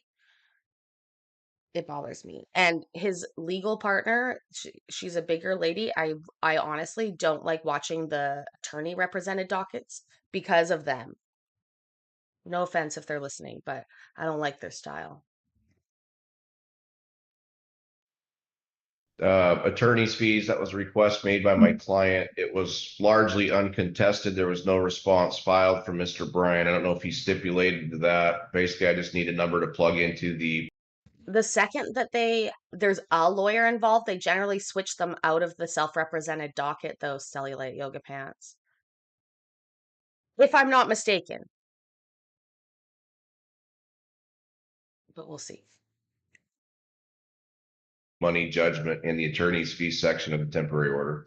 Thank you. I think your client's request was 2,000 towards attorney fees at this time. Correct. Okay, Ms. Gilmore, go ahead. And that was contested. I think the issue was page length. In a response, we were asking the court to deny the request for fees. I haven't received any materials. There's a pot of money being held that would, where the fees would come from. At this point, my client's being forced to move out of the home and pay spousal support as well as child support. So I don't want to put him in a position where he can't comply with the orders and he's only accruing more and more debt. I don't think there's really a basis for attorney fees in this case. There's not bad faith on either party, and honestly, there's not a huge disparity of incomes in the parties, especially with spousal support. So we asked the court to deny a request for fees. I do have some more clarifying questions, but we can address fees first. Okay, I'm just going back though. Give me just a minute.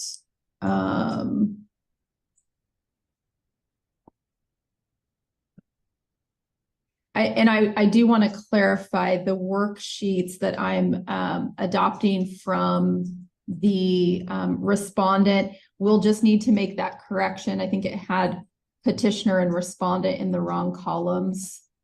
You see what I'm saying? In this particular case, they're quibbling over which column they put the different names in. And then we have the last case where the dude is facing jail time, but he's not even looking, paying attention. Again, this is what I mean. Like, there's different levels, it seems, where what care is taken. Also, I really hope that these are, I fucking swear to God, if these are all attorney represented, I'm not going to be happy. So we'll just need to make sure that correction is made. I can even present Mr. Zandy with worksheets since they were mine, with the spousal support included, if that's easier, or you can plug in the net based on my analysis. Right. Yeah. I just want to make sure that on page 1, the income for Ashley is actually Travis's income and vice versa. Yeah, that's different. Yeah. Okay, perfect. So I just wanted to refresh my memory on the disparity in income here. I mean, his, per the worksheets I'm adopting, at least on a temporary basis, is essentially double. The spousal maintenance I'm ordering, just so the record is clear, and I think I did put this in my email, is primarily based on petitioner offering to pay the mortgage. So we're calling it. What? Did you guys have fun last night? We fucking did. Presto. Welcome back, friend. Yeah, we're still a thing.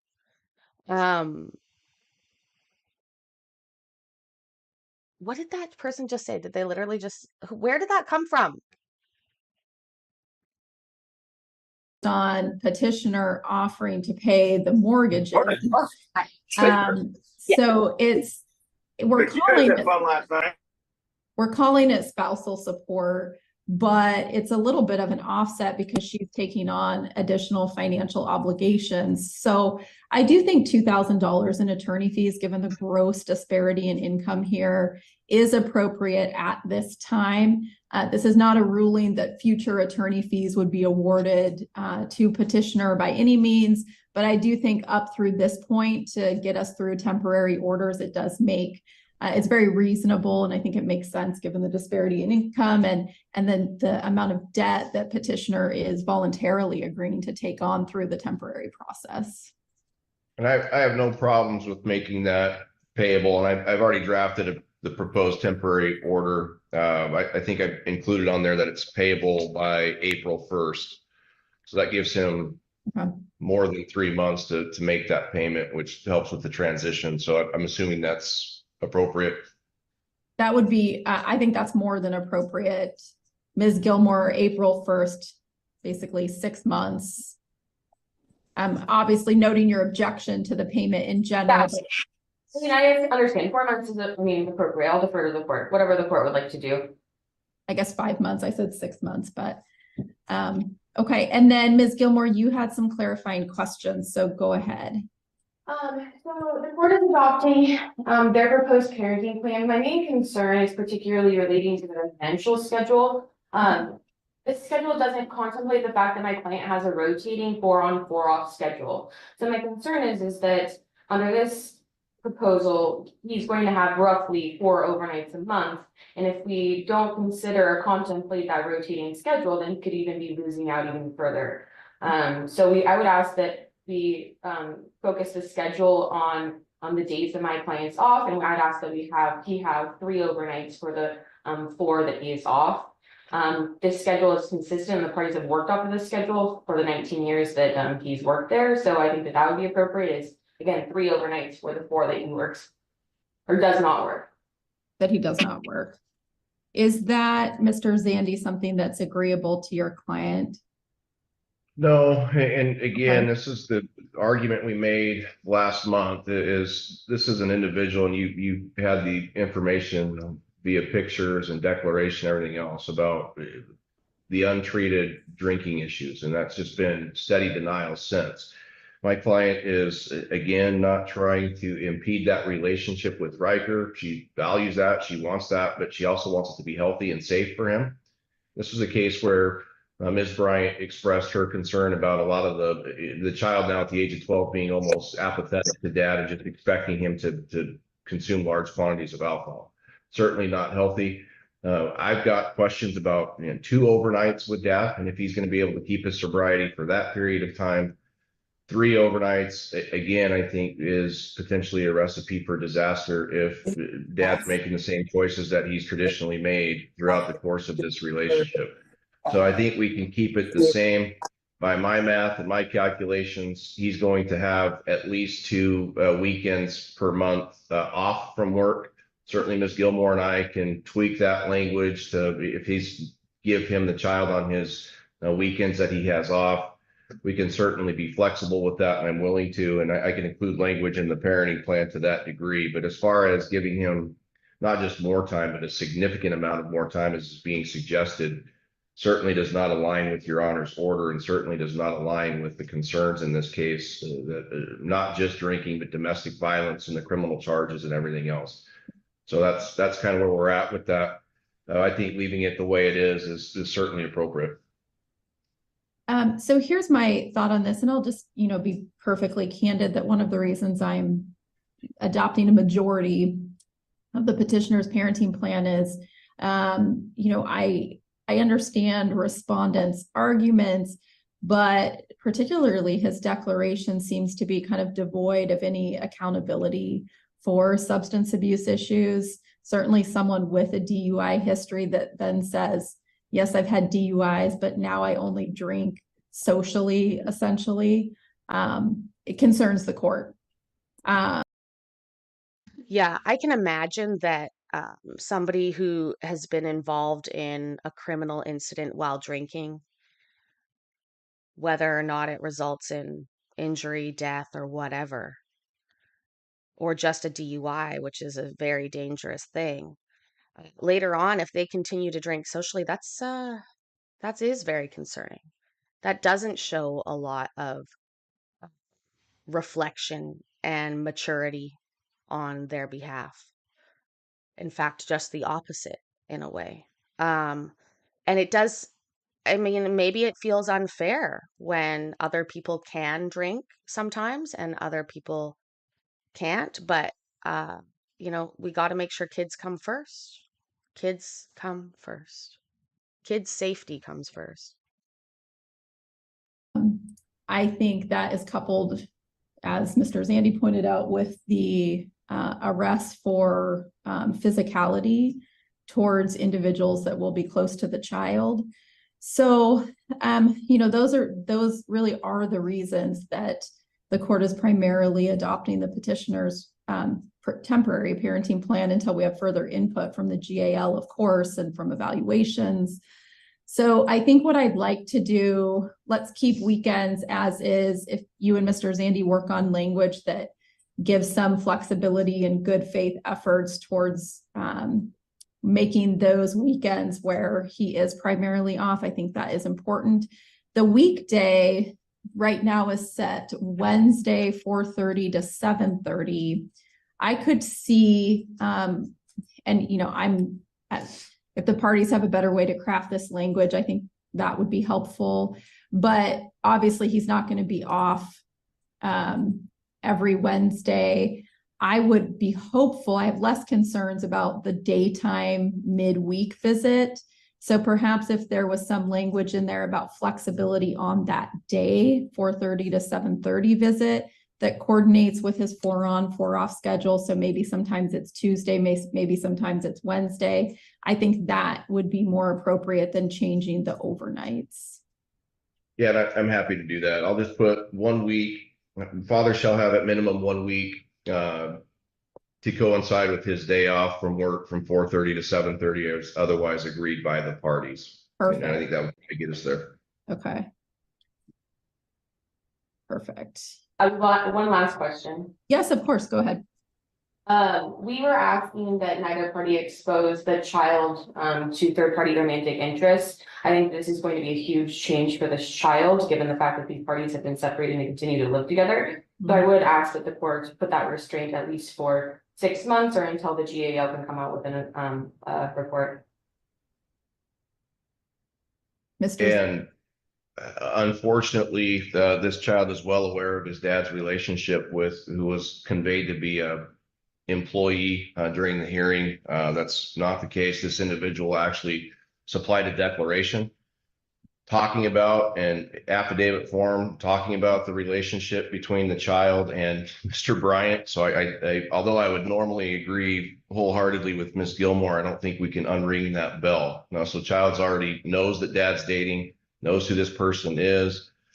If the GAL wants to weigh in on that, we can certainly include that. Both of these parties are now in relationships. This marriage has been defunct for a while, as the court's aware. I would defer to Ms. Height and her input on that.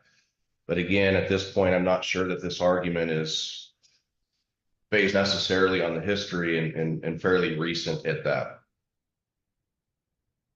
Record. My client does not. I talked to him after the hearing because there was a lot of conversation that he's dating this individual. He is not dating this individual, and there is no evidence to the contrary. My concern is, and what's included in my client's declaration is this child specifically does not want to be involved in mother's relationship. So my client will tell you that he will not expose the child to any relationship. And I think that, again, this is a substantial change. So we have concerns that mother is going to move in her boyfriend, because she did have a plan on living with him, and then completely change this child's life.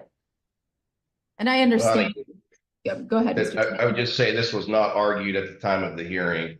So I don't really have any input from my client, but again, I'll defer to the GAL and we'll try to accommodate as best we can. But my understanding is child has met both new boyfriend and new girlfriend and is well aware of mom and dad's new relationships, and GAL might have more recent information than that. And Ms. Height, I don't want to put you on the spot because this certainly wasn't anything anticipated that we would need input on. I think I know what my ruling is going to be, but go ahead if you have any information you want to give the court. I'm happy to hear it. Just thank you, Your Honor. Just briefly, I would say that I have received intake packets back from both parties, and I have not yet met with them. So I have only that information, and the issues that have been discussed here in court are the very ones that have come up in my reading of their intake materials. So that's the sum total of what I can offer the court this morning. Again, based on my reading of the declarations and listening again to the argument from the parties previously, it does appear like we're trying to unring a bell that's already been rung. I think probably both parties have had people, whether they're friends or significant others, around that the kid is aware of.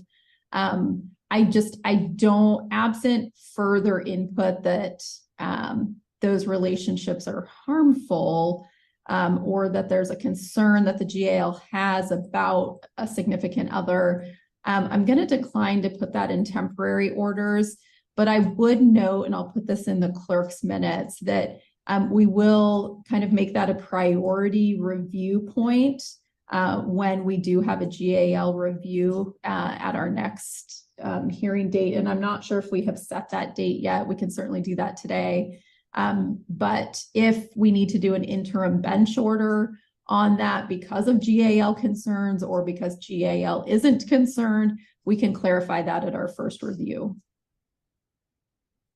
I think that review is March 20th, Your Honor, which, Okay, did we set it out that far? Okay. but we've got the final GAL report review for March 20th, 2024 at 9 a.m. I don't see any interim reviews contained in that order.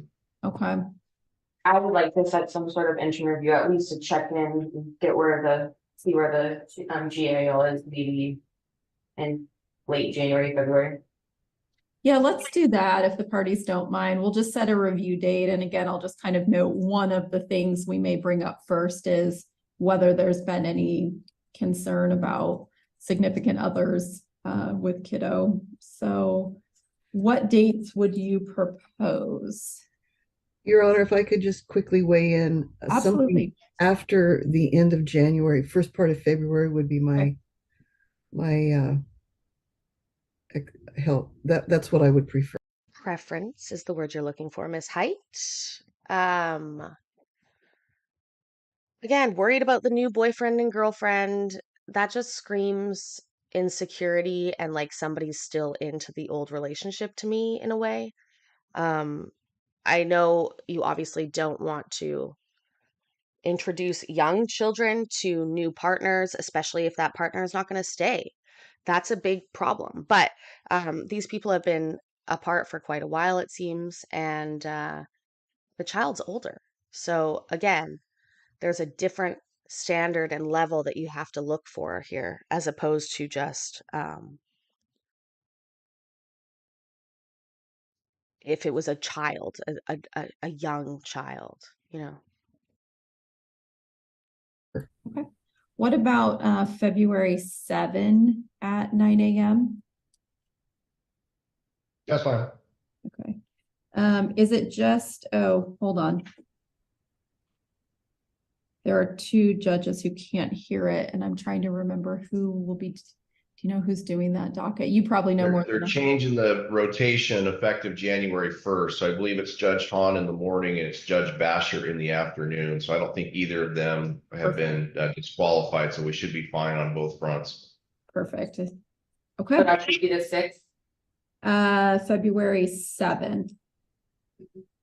Am I wrong? Are we going back to the attorney docket since there isn't a affidavit on those two judges? Say the 7th, it's Judge Evans in the morning. Oh, we can't do February 7th because it's Judge Evans that morning. So I think that we can just go back to attorney docket since we the judges have changed. So it would just be dependent on if we're even in odds if we'd be morning or afternoon on Tuesday. Okay. Tuesday, February 6th. Can you tell me who's on those? So it would be 1 o'clock. And that is Judge Basher. So why don't I set you to February 6th at 1 o'clock?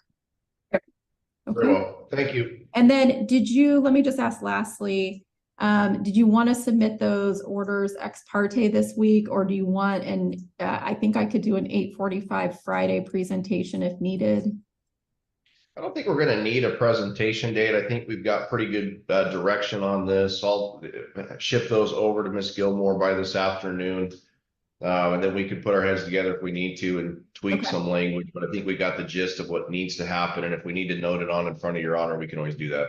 Okay. Yeah. And just shoot me an email. I mean, if you shoot me an email late tomorrow, we can probably still get you on for Friday if we need to. So. Excellent. All right. Thank you all. Thank you, Your Honor. Thank you, Ms. Height. Okay.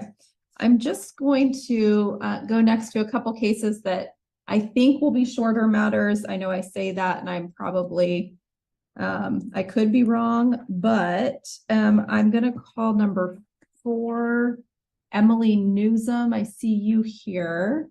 This is 233-0025608. Yeah. Good morning, ma'am.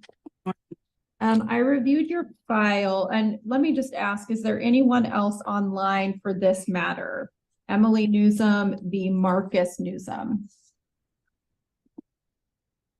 Okay, So ma'am, I did note when I reviewed this case before today that you met with the courthouse facilitator. And they determined that these orders are ready for my signature.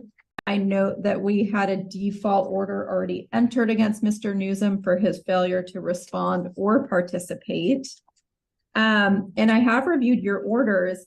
Unless you have any questions, I do believe they are ready to sign. Are there any questions you have for me? I don't think so. If he wants to see the kids or do anything, he has to do that, right? I don't have to do anything. So because we still have a protection order. So that's what I'm confused about. Does the parenting plan trump the protection order, or does the protection order trump the parenting plan? So in the parenting plan, I'll answer that in just a second, but in this parenting plan, you have no contact between Marcus and the child until he's completed a full disclosure drug and mental health evaluation with input from you, and has to comply with all recommendations. So that would need to be done before visitation would apply. Okay. But also, and are you saying that you have a separate standalone civil protection order? Yeah, I think you were the one that granted it in like May. Oh. But yeah, I got a protection order before I filed for a divorce. Okay. And I'm guessing we put that into place for about a year? Yes. Okay. Yeah, that does trump this, unless, let me go look at the language. Hold tight. I can pull that up. Sometimes I put language in the orders that state that the family law case can automatically amend the protection order. So let me see what I did in your case. Hold tight. Okay.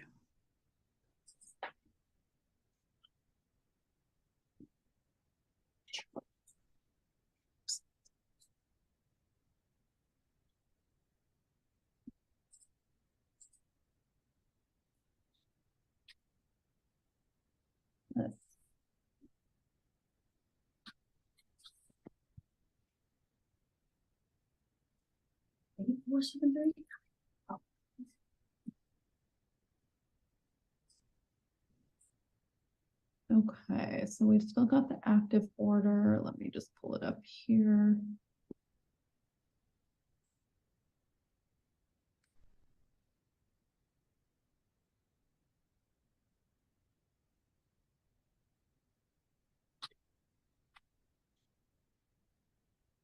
Okay, that is in place for a year. Just looking through the language. So this actually was David Nelson, Commissioner Nelson. Might have been the one that did the temporary one then. I remember being in court with you. Yeah, I may have done one of your temporary orders. He did your year-long order, and he did put in language stating there is an exception to no contact, and he wrote the exception is, quote, according to a subsequent family law order. So that's pretty typical. So right now, what would apply to you is if I sign this today, your parenting plan would allow contact with the minor after there's been drug mental health evaluation and complies with all recommendations. And then once that happens, your visitation schedule, let's see if you put anything in here. I don't think there's any visitation actually outlined. No, there's not. The person the lawyer that I met with to fill it all out said I didn't have to do that because of the evaluations and stuff. Yeah, it just says to be determined after he completes recommendations. So what I would say is, my thought is perhaps this is going to be up to you, but instead of marking what you've marked, stating that the following limitations or conditions apply, I think we should also check mark no contact with the children. And then if and when he complies with those drug and mental health evaluations he or you could come back to court and request an adequate cause finding to determine visitation.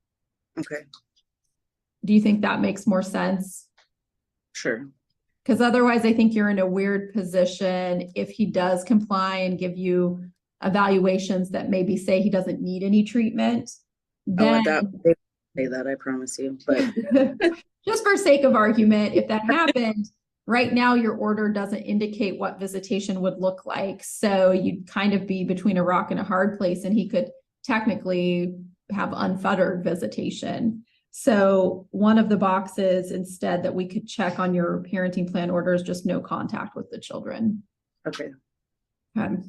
I'm going to add that and just initial. And then I'll put, yeah, I'll just initial that. That way, one of the two of you could come back to court if he complies and you need visitation set, but it sounds like that might be a remote possibility. Any other questions for me? No, I don't think so. Okay. All right, let me get these signed. Thank you for meeting with the courthouse facilitator and getting these documents. Oh, wait, one random. Yeah. I do have a question. I don't think it's ever going to happen. But he took my dad's ashes, the only jar of my dad's ashes that I had, and that's like all I have of my dad. What the fuck? Don't steal ashes. Why would somebody do that? Jesus God. And I don't know how to go about trying to see if he still has that, or if I can. I doubt he even does have it, but if he has it somewhere, I would kind of like that. Let's see if we put that. Did you add that in your? I did in somewhere. Sorry, say that again. I did write it in there somewhere. I can't remember where. Okay, let's see where it is here. But you did state respondent needs to return the jar of petitioner's father's ashes. That's in your findings and conclusions about a marriage. So it's in the order. That's about as far as I can go with giving you advice on how to actually get those back. But it is in a signed order now of our court. Okay. Okay. Let me make sure I got your child support worksheet signed. I'll get the child support order signed. And how does that work too? Child support, does that just, do I have to do anything else for that, or will that just, the state will do it, or what? So it looked like did you already have an administrative order in place? I honestly don't know. I think that's what the courthouse facilitator noted DCS would enforce the order because there is public assistance occurring. I think medical. Yeah.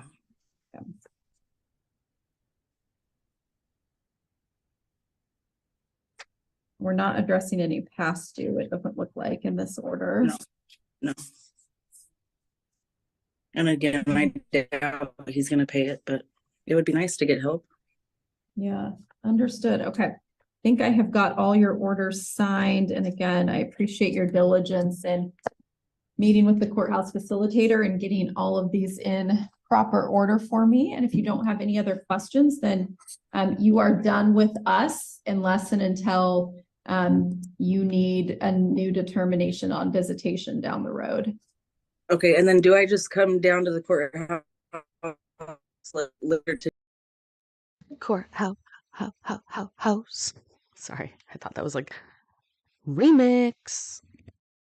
Or should I wait a couple days to get the final order?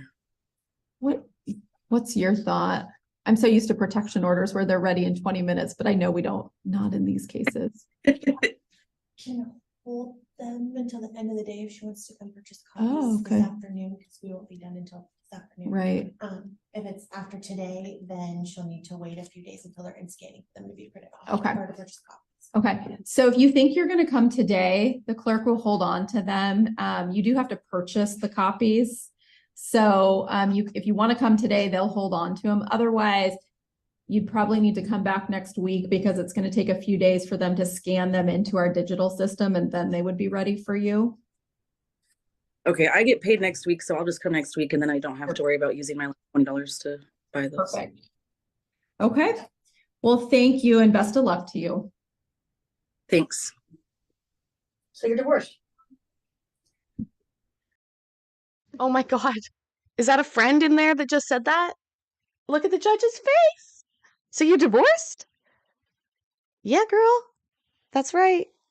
Oh, that reminds me of that really funny divorce judge that we had before. I gotta look up those old cases. Okay, Awesome. okay, I'm gonna mute. There we go. Okay, then I'm gonna call just a couple other shorter matters, I think. Do we have Kira Linden on and Nathan Adams? I'm here, Your Honor. Okay, this is 233-0028-008. Ms. Linden, can you hear the court?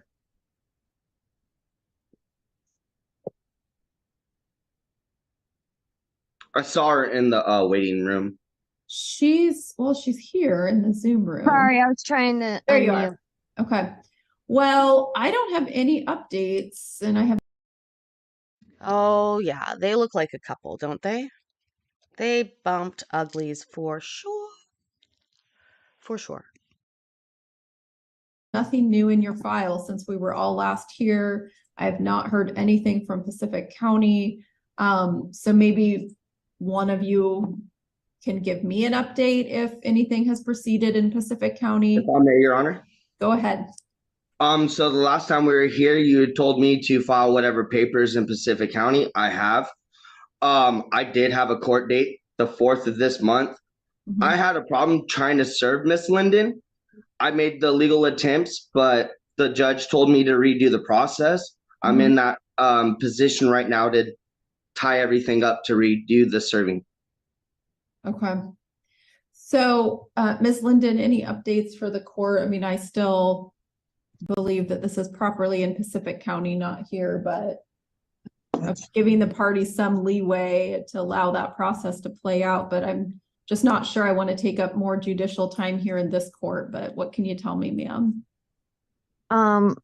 The most I can really say is what I was told by the previous judge when I started all this is because his was thrown out, I got the okay to file, and it was whichever one got their paperwork filed first got jurisdiction, is what I was told by the judge before I started filing. Well, and you all filed first in Pacific County, though. So that's my point. That's when that one got thrown out that I asked and got the okay that I could file because he didn't have all his paperwork. What time period are you talking about? Because we've gone through this numerous times and the Pacific County case was opened before this one. Mm-hmm. Yes, we had one or two with here. I got the paperwork. Mm-hmm.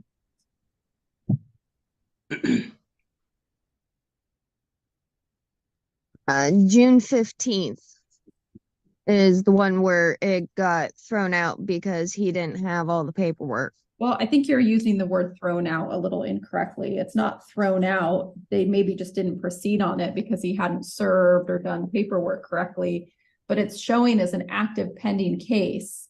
And the summons and petition was filed in Pacific County a month before you filed here. So it hasn't been dismissed. Has it been dismissed? No, Your Honor, it has not. Exactly. So that's my point, ma'am, is I think when you're saying thrown out, it hasn't been thrown out. They maybe just didn't proceed on taking action at a hearing, but it is an active pending case in Pacific County. And if I may, Your Honor, the last time we were in Pacific County, Don Rickner, the judge who had overseen the case that day, had told Miss Linden she can respond via certified mail to Pacific County. That was what Miss Linden was told by the judges in Pacific County. Yeah. So, I'm gonna just check. I know I did this last time. I'm gonna check and see if Pacific County is still is retaining this case. And if so, rather than taking up additional judicial time, I'm gonna dismiss this case without prejudice. That means that you are free to refile it here if for some reason Pacific County does not resolve. But I just don't want to take up more time on our docket when you all have the exact same case pending in a different county that went first. Proceedings. Yeah, motion hearing back in October of 2022. Parenting plan, motion hearing, the December 4th motion hearing before Judge Haywood. That was the last judge I saw. Okay. Note for motion docket, motion to show cause, motion hearing. Yeah, so you guys have the exact same action pending in a different county. So what I'm going to do today, rather than have you keep coming back to this court, is I am going to issue a dismissal again without prejudice. And ma'am, what without prejudice means is it is going to terminate your case in this county for now, but without prejudice means you can refile. If, let's say, Pacific County were to terminate jurisdiction, okay? Yes, ma'am. Okay. Any questions for me? No, Your Honor. Okay. All right. Thank you both. You have a great day. You too.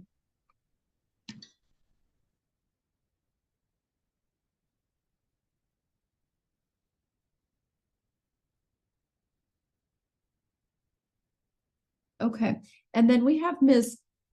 Call here for Bissick and Gibson. Let's go ahead and take that matter. 233-0030808. Do I have Zach Bissig? Yes, you do. I have Megan Gibson. Yes, Your Honor. Okay, let me just get into your digital file here quickly. 233-0030808.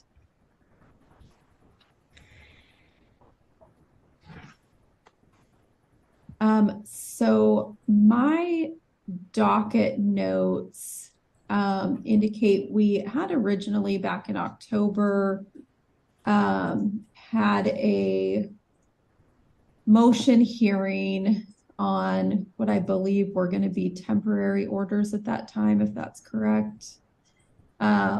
We did enter child support orders, but then we set over review hearings on some of the underlying requests, and I think specifically visitation. So maybe first I'll turn it over to our GAL to see where we're at and what we might be anticipating today. Good morning, Your Honor. Thanks for your patience with me bouncing around a bit today. Yeah, so at this point in time, I have received intake packets from both parties. However, I didn't receive them. I didn't receive Mr. Bissig's packet until late last week. I have attempted to set up a home visit and interview with him. I haven't heard back from him on that communication. I have met with Ms. Gibson at this point. I've gone through the case file superficially, and I've read through both of the intake packets. I have let Ms. Gibson know that what I'd be doing today is requesting that the court order both parties to get a hair follicle test. We have pretty serious substance abuse allegations from both parties. I have reasons to believe that Mr. Bissig is still consuming, and I know he's attending. He's been upfront about saying he's attending AA, NA, and participating in treatment. I would love to see his attendance sheet that's being signed for him so I can see who is signing off on his attendance in that program. And I would love to have both parties receive a hair follicle test. That will give me some very... Jonathan, can you time out for me, please? If you're still here. That would be great. or Miss Carrie or Sashina. You now have my permission to time them out. Not even a good fucking bot either. I know, Mayor. I know. Much needed information. Let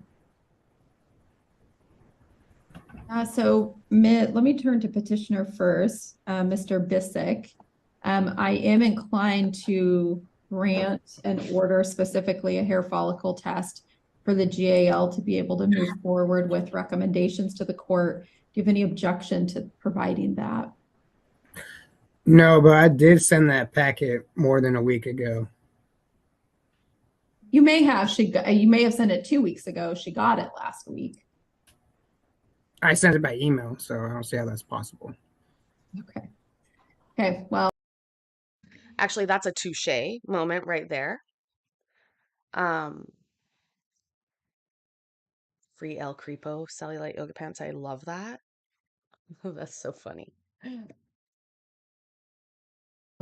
Anyway. I'm happy to pull up the date if we need to, but No, it's all right. I was just a little confused. That's fine. Okay. And I haven't received any word from the GL. Ms. Gibson, can you hear the court? Yes, I can, Your Honor. Okay. Do you have any objection to undergoing a hair follicle test, hopefully before our next review hearing?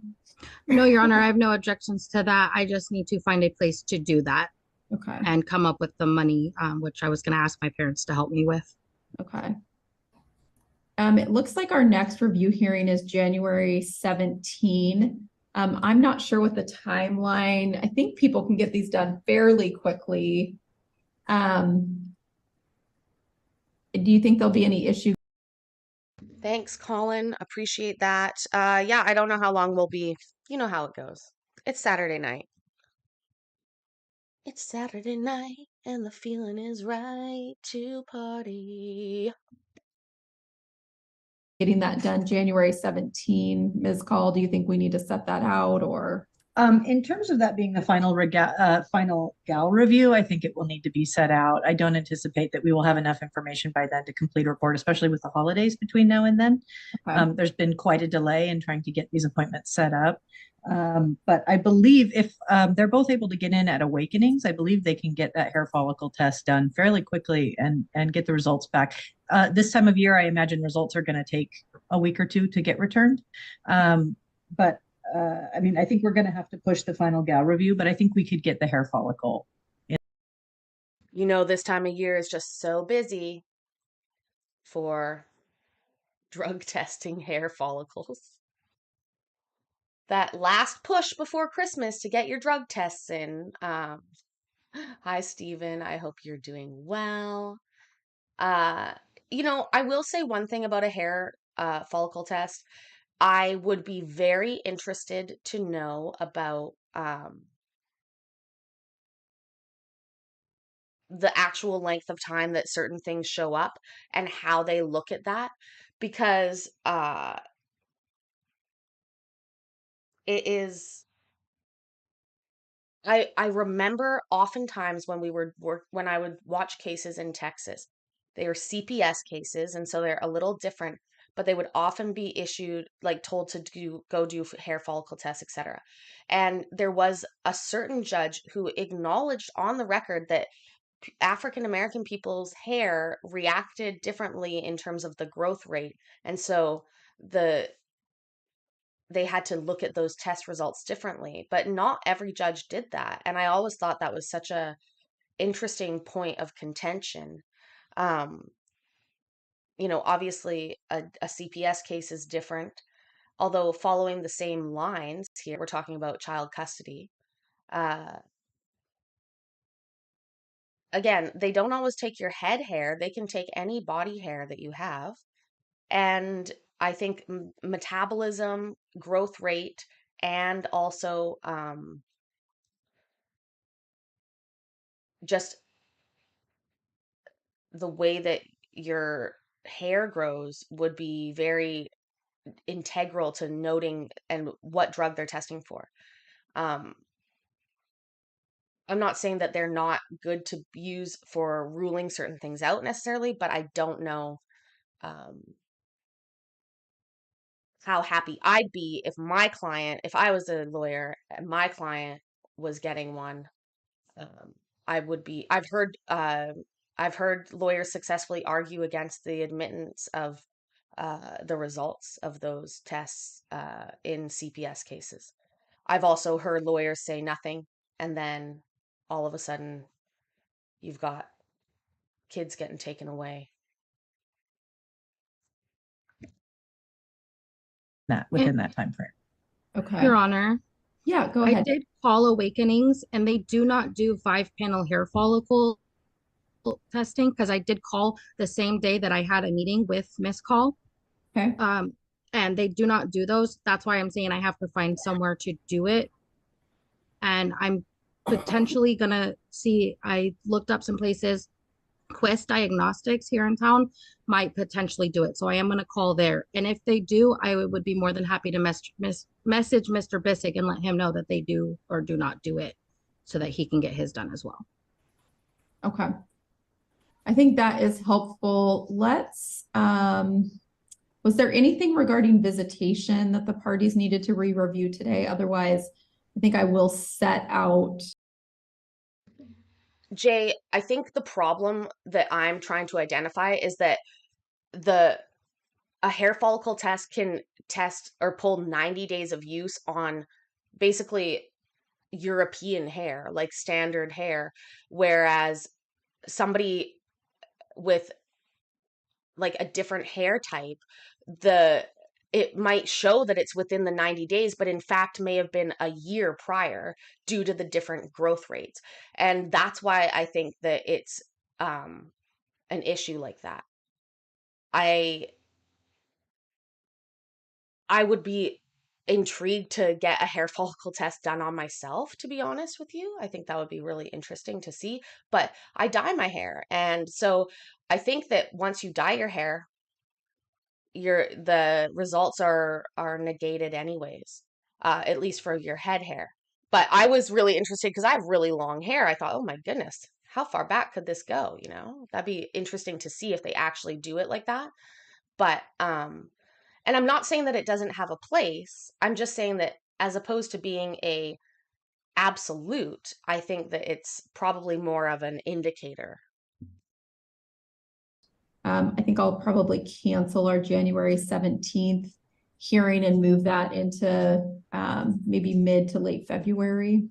There was one thing that me and the Guardian Ad Litem had talked about that I would like to bring up. Mr. Bissick does not have the correct car seat for the 2-year-old Aries. He needs to be in a 5-point harness car seat, not a booster seat that is used with the seat belt. That's 100% true. Absolutely. In terms of car seat safety, it's something very important and serious. He does need to be in a proper car seat. But again, these are easy problems to solve. Like booster seats, I don't even think you're supposed to be in those until you're like 5 or 6, and also the like age or height, I think is a big point of those. Regardless, this whole case is messed up. Again, these are the problems when you fight over things and you can't talk as parents and sort things out. Like, why doesn't he have the car seat? That sounds like a problem to fix instead of, you know, bring before a judge. That's not true, Your Honor. She hasn't seen the inside of my parents' car. What's not? Well, hold on, you two. No. Address all of your comments to me, not each other. So Mr. Bissick, when you say that is not true, what do you mean? That she hasn't seen what car seats I put him in. Okay, do you have him in a 5-point harness? I do. Can you provide a picture of that 5-point harness car seat in your car to the GAL? Yes, if necessary. It is necessary. So yeah, I am going to put in an order, and let me just triple check. The youngest child is how old? He's 2.5. Yeah, so he does need a 5-point harness. So I am gonna put in the bench order that, since you say you already have it, I'm gonna say within 24 hours, I want you to send us a picture of a 5-point harness car seat in your car. So the picture needs to show that it is your vehicle or whatever vehicle, if it's your parents' vehicle, fine. It just needs to show that it is the vehicle that you pick up or drive the child in with a 5-point harness car seat. And, and until the GAL has that, I do think it is inappropriate. It might have been a month now, Cellulite Yoga Pants. You may be one of the first switchovers for memberships, because I think you were one of the first to get a membership. So I think that that might be a 2-month badge. I'm not sure though. For you to be driving the child around, because a booster seat is not appropriate for a 2.5-year-old. It is not safe. Well, the person who is watching and supervising me is here, and she can verify that's not true. I don't need to take anyone's word for it. I'm just asking you to send a picture of it in the vehicle to the GAL. Okay. Are you not able to do that? No, I said that's fine. Okay. I did. Go ahead. Go ahead. I did Mr. have 2 more things I wanted to discuss.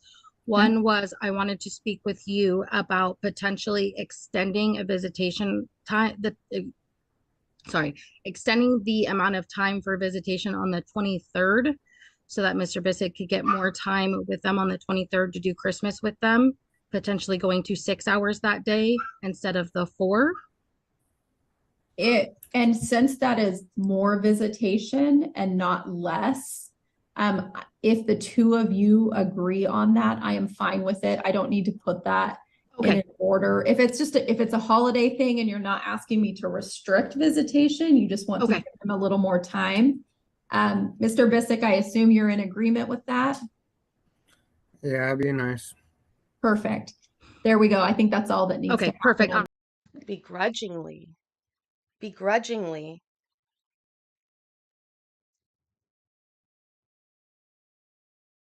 Ugh. At least she's being nice.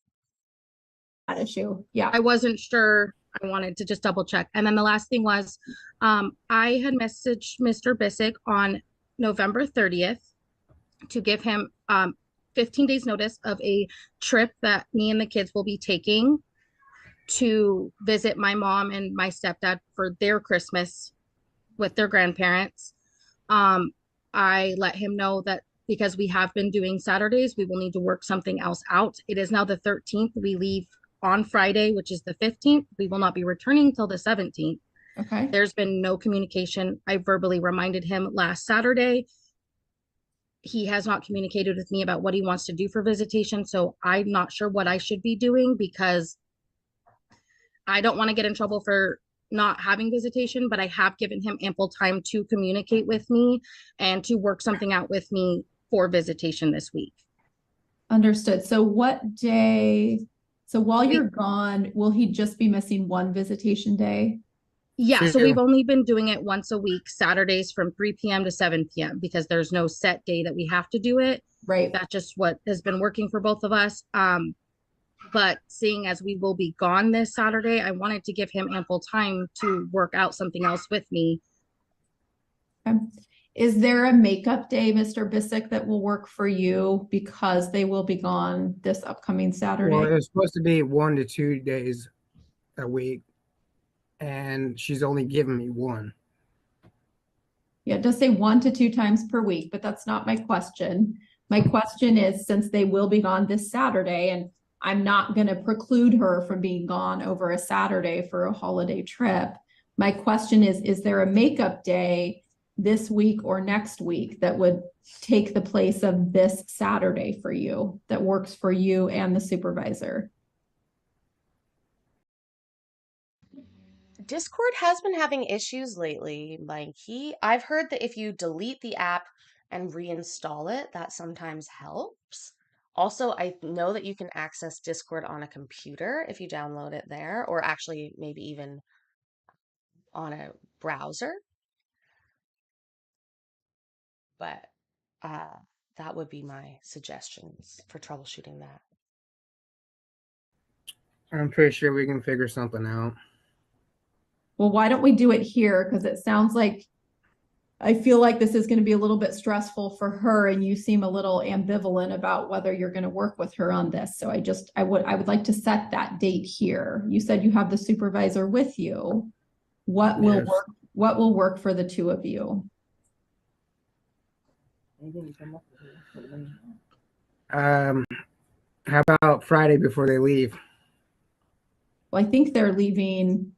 So Friday would work if it was the 3 to 7 like we originally planned. We have to be at the train station by 7:30 on Friday. So that would work for me. This Friday, meaning in 2 days? Yes, if the 3 to 7 would work, or any time from after 3 to 7 o'clock, that would work for me. Mr. Bissick, does that work for you? I feel like that's cutting it a little close for getting your train, but if you think it'll work, I'm No, happy. it's right there by the police station. Yeah, the so- police station and the train station are right next to each other, so that works. Oh, that's true. That is right up here. Okay. Well, Mr. Bissick and Ms. Gibson, if that works for you, I think that's great. Gives me a little travel stress, but if it works for the two of you, I'm all in favor of it. That works for me if that works for him. Okay. I know I'm one of those people that shows up like 4 hours early for my flight. So, Oh, our train but- doesn't leave till 8. That's why I'm saying we have to be there at 7:30. Oh, okay.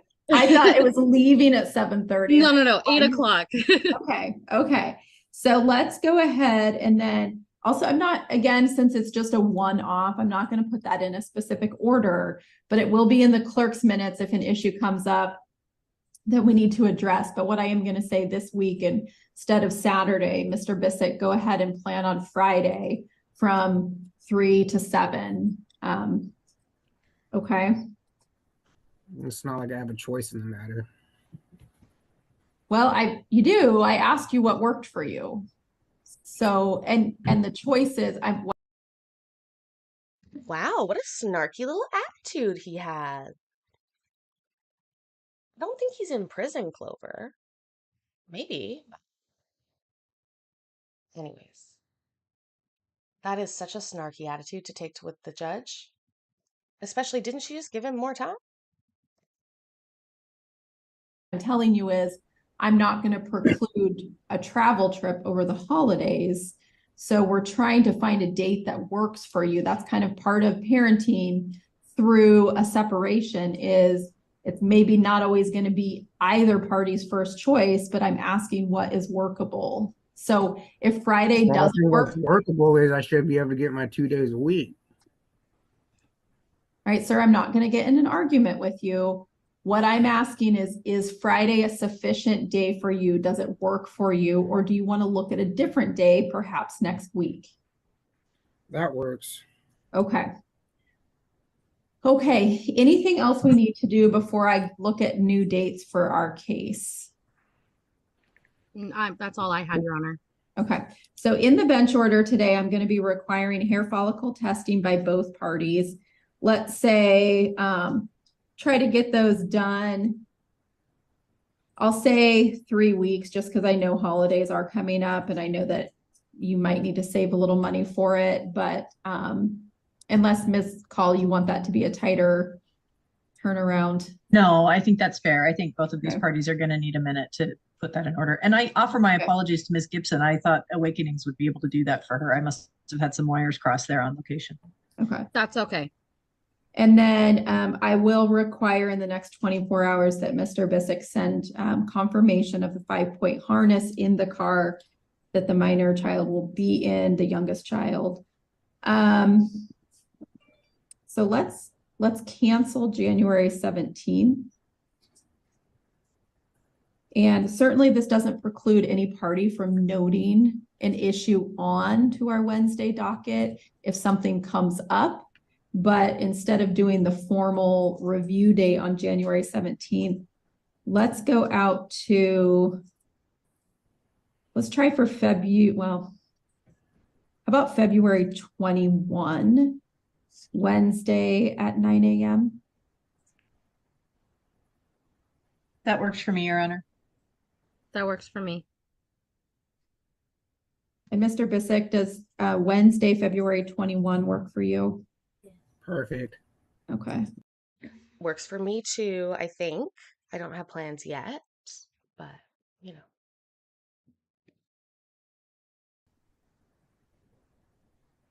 All right, we've got you on there.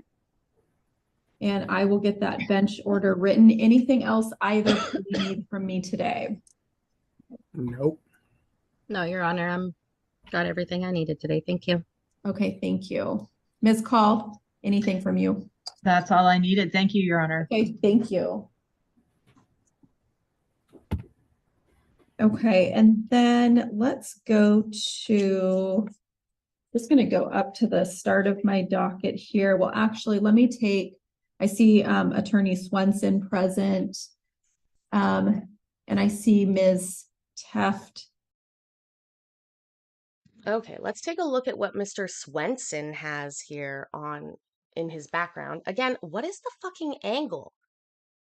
It's like he's pointing it up at himself somehow. Like, where is the camera pointed? Also, what is on top of his armoire? Would that be an armoire, a wardrobe?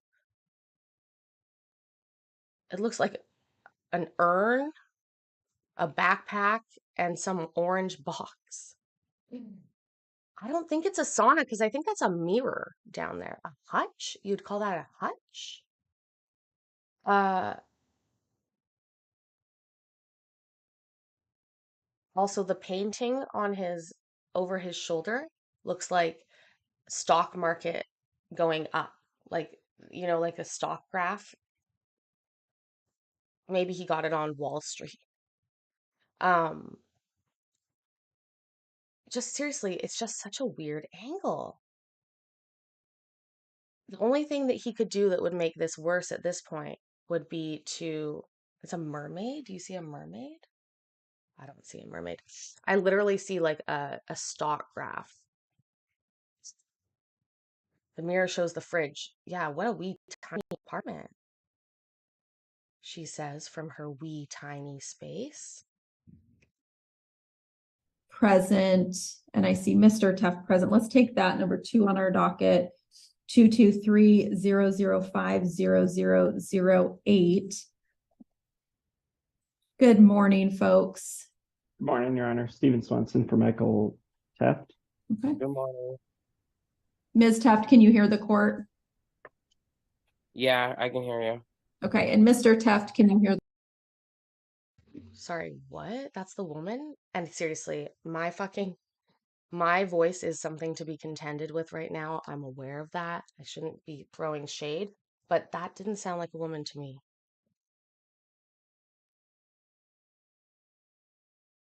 Michael Teft.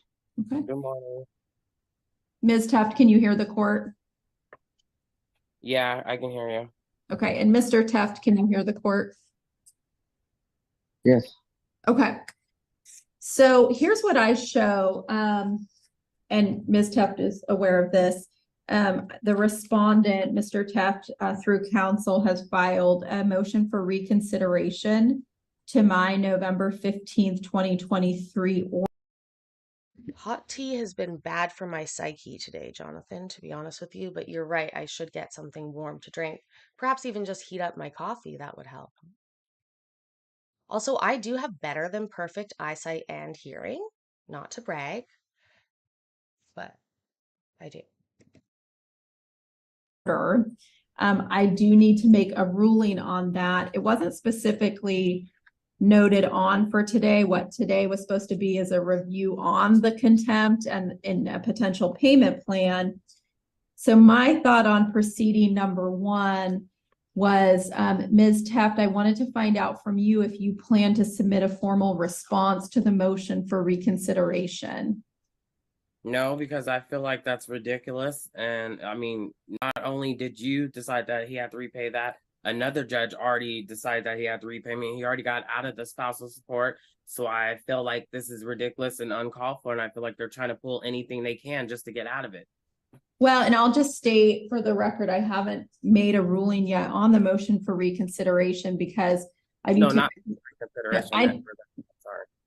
Yeah, so here's my question first is, are you planning to submit any materials on the motion for reconsideration? Like what? Well, I can't give you legal advice, so I'm at it. It's essentially a yes or no question. Oh, Do well, you? honestly, I feel like I need to be appointed attorney. I've been looking for attorney. I feel like at this point, I feel like I need an attorney because his attorney, I feel like, is antagonizing me. And when it came to you telling Michael that he was supposed to communicate with me to set up a payment plan, and wants to email me about some BS about some mail that had nothing to do with this. Well, yeah. So, ma'am, What is going on here? You don't get appointed an attorney in these cases because you're not facing jail time, and so therefore you're not entitled. I'm not trying to be rude, but legit, is that really a woman? Is she transitioning? Like, I'm confused by the voice. I'd like to slow down there a little bit. I do have concerns with, I don't have concerns with how Mr. Swenson has communicated with you. I do have concerns about the language that you're using towards Mr. Swenson in your communications. Yeah, and I feel like he's taking it out of content, like, because this is a sensitive subject for me. Out of content? Oh, that's not the saying. She probably does need an attorney, to be honest. It is a sensitive case because it's still towards Mr. Swenson in your communications. Yeah, and I feel like he's taking it out of content, like, because this is a sensitive subject for me, and it is a sensitive case because it's still like a sore case. Of course. So let's, Ms. Teft, I'm going to slow down here. Every time a family dissolves, it is absolutely a sensitive subject. I know that. I get it 100%. I want you to know that. What I need to know today are very objective things. So the first objective thing I need to know from you, yes or no, is, are you planning to submit any materials in response or objection to the motion for reconsideration? No, because I feel like I've submitted everything that shows, as far as him taking the money and the money going to his account, and him lying, saying that he paid me back when he didn't. I think I've submitted all of my proof to show that, and I think I've proved that. Okay, so I'm just going to make a note then that you are not planning to submit any further materials on the motion for reconsideration. So I can't, and you have received the motion, correct? Yes. Okay, so I am going to find that this motion is ready for a decision.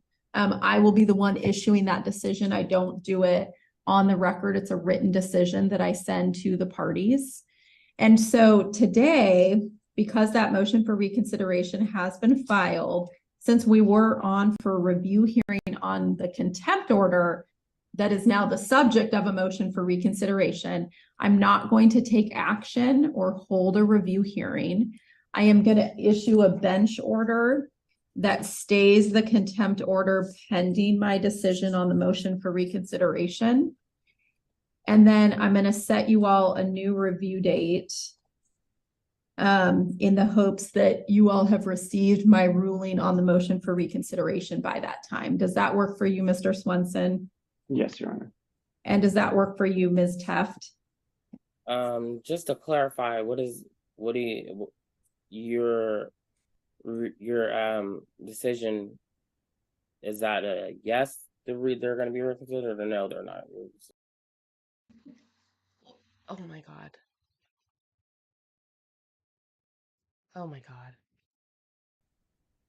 I'm sorry, I couldn't hear your question. Okay. Oh, I'm a little confused on your decision for the reconsideration. Was that a yes for it?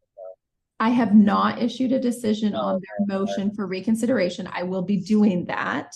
I just needed to know if I should wait for more documents from you before issuing that decision. Oh, okay. Okay, so it sounds like no. So with that I will on a future date, make my ruling on the motion for reconsideration. What I'm doing today is issuing what's called a stay of the contempt order from November 15th. And what it will say is a motion for reconsideration has been filed. A decision is pending. Therefore, the court's November 15, 2023 contempt order is stayed pending a further decision. What a stay means is the contempt now is not a final decision, and it doesn't hold any, it can't be enforced right now. And then once I make my ruling on the motion for reconsideration, either we will put back into place the contempt order or it will be vacated. Okay. One of those two options. So right now, we're just in a holding pattern until we decide the motion for reconsideration. Does that make sense? Yeah, but can I get appointed attorney? Because I feel like I need. You've asked for this before. The answer is no. You are the petitioner in a family law matter. The reason Mr. Teft was appointed counsel by the court was because you did and have continued up through very recently to request jail time for him. When jail time is requested, folks have the right to court-appointed counsel. You are not being threatened with jail time. So I am declining once again to appoint counsel to you. There are other low and no cost legal services available to you that you can reach out to if you would like to discuss low or no cost representation on a family law matter. That's what I've been doing. Okay. Okay. So let's set a new review date. I'm hopeful to get, since this is ready for a decision now, I'm going to try and get a decision out to you within 30 days of the date the motion was filed, which I think was the 21st. Yeah, November 21. So I'm hopeful to get a decision out to you by December 21. So let's set a review for, are the parties available that week between Christmas and New Year's, or we could set this into January? Yeah, I'm available. I'm hoping to take that week off. Understood. January is available. Okay. What if we set it for January 3rd at 9 a.m.? That's the day of the contempt of court that I filed against Michael for this month, because I did file another contempt of court, which I just filed, and I should be, you should have a copy too as well, but the hearing date is You're already on that docket, you said? Yeah, January 3rd. I've just filed it literally recently. Okay, yeah, I don't see it in here yet. So that will work then. It sounds like you already have that date set aside. So we'll set the contempt review for January 3rd, 2024 at 9 a.m. Unless, did this get set on the attorney represented docket now? Maybe I'm mistaken. Actually, yeah, I think it might have been on the 2nd, which is a Tuesday.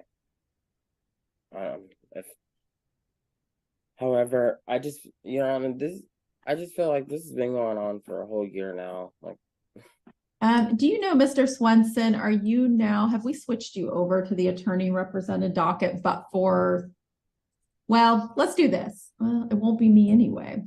I'm not doing this docket next year. So, Mr. Swenson, do you have a preference whether we put you on attorney represented on Tuesdays or whether we stick with self-represented Wednesdays? My office is closed Tuesday the 2nd, but I don't have a preference whether it's a pro se docket or attorney represented. Let's stick for now, since this is such a unique case, let's stick for January 3rd at 9 a.m. on the self-represented docket. Okay, Ms. Teft? Yeah. Okay. All right. Well, thank you both. Anything else we need to do today? What was you said you're gonna have the decision within like this month? Yeah, that is my hope. Okay. So we're not gonna do the review on the 21st then? of December, as you said? Do we have a review on the 21st? No, you No, just it's the issuing the decision. Yeah, so that's not a formal review date. That's just a date by what, so December 21st would be 1 month since the motion for reconsideration was filed. And that is our typical timeline for responding to a motion for reconsideration.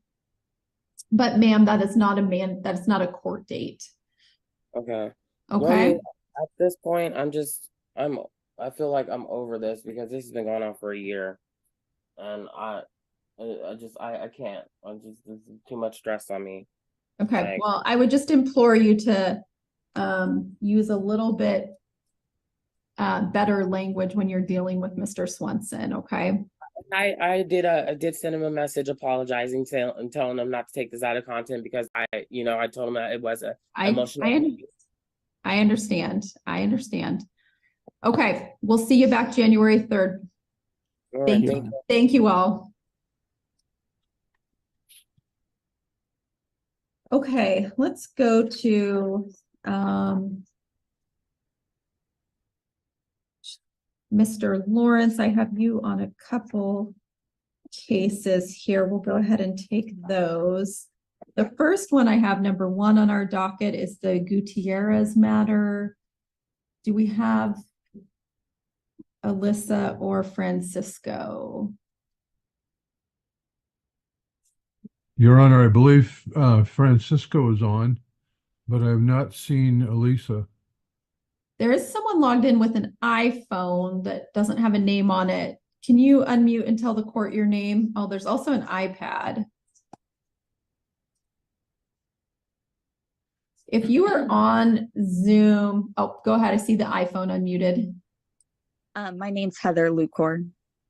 Okay. Oh, okay. We'll come to your case. You are the very last on our docket. I have 2 cases before we get to yours. Okay. Okay. Thank you. Yep. And then there is an iPad, sir. What's your name?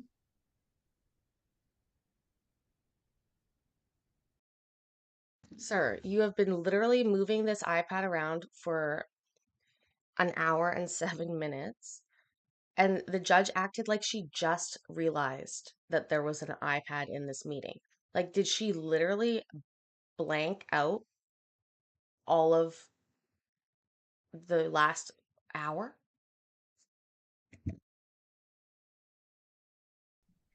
You're muted. Are you Ryan? Yes. Okay. We'll come to your case here at the end of the docket. Thank you. I'm sorry. There you are. I didn't know how to unmute it. No problem. We have 2 cases before yours and then we'll get to you. Thank you. Okay. So I don't see Ms. Gutierrez here. I have this on for a review hearing. Mr. Lawrence, what are you able to tell the court? Well, as the court is aware, we've been having hearing after hearing. As the court had asked Mr. Gutierrez to obtain a drug and alcohol evaluation. And we had him go about a month ago, and the counselor did not want to take input from myself or Ms. Gutierrez. And the court reiterated that he needed to complete the evaluation. I did receive contact about 2 weeks ago from Kaiser, and they took my input, and I sent a copy of my guardian ad litem report to the counselor. And I have not received any word that the evaluation is completed, and haven't received a copy of it if it has been. Okay. I appreciate that input. Mr. Gutierrez, what do you know that might be in addition to that information?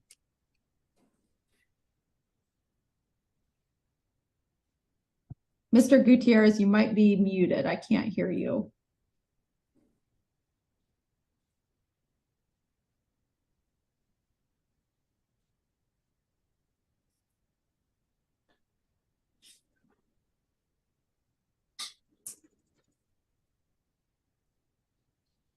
Mr. Gutierrez, do you want to try and log off and log back in to see if we can get, oh, there you are. I see video now. We cannot hear you. If you had Zoom fail on your bingo card for tonight, go ahead and mark that off. As usual, a couple Zoom fails. It never ceases to amaze me how nobody fucking practices beforehand and they just can't figure it out. Also, he's wearing a hat. He's walking. There's so many fucking problems.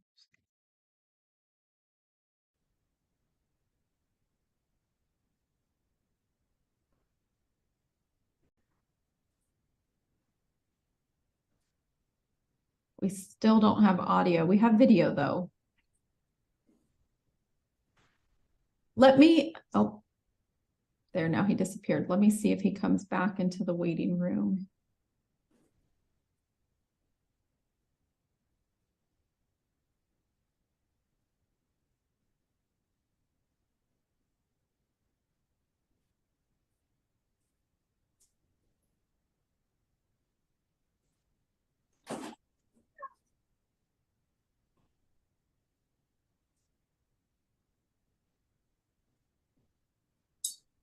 There he is.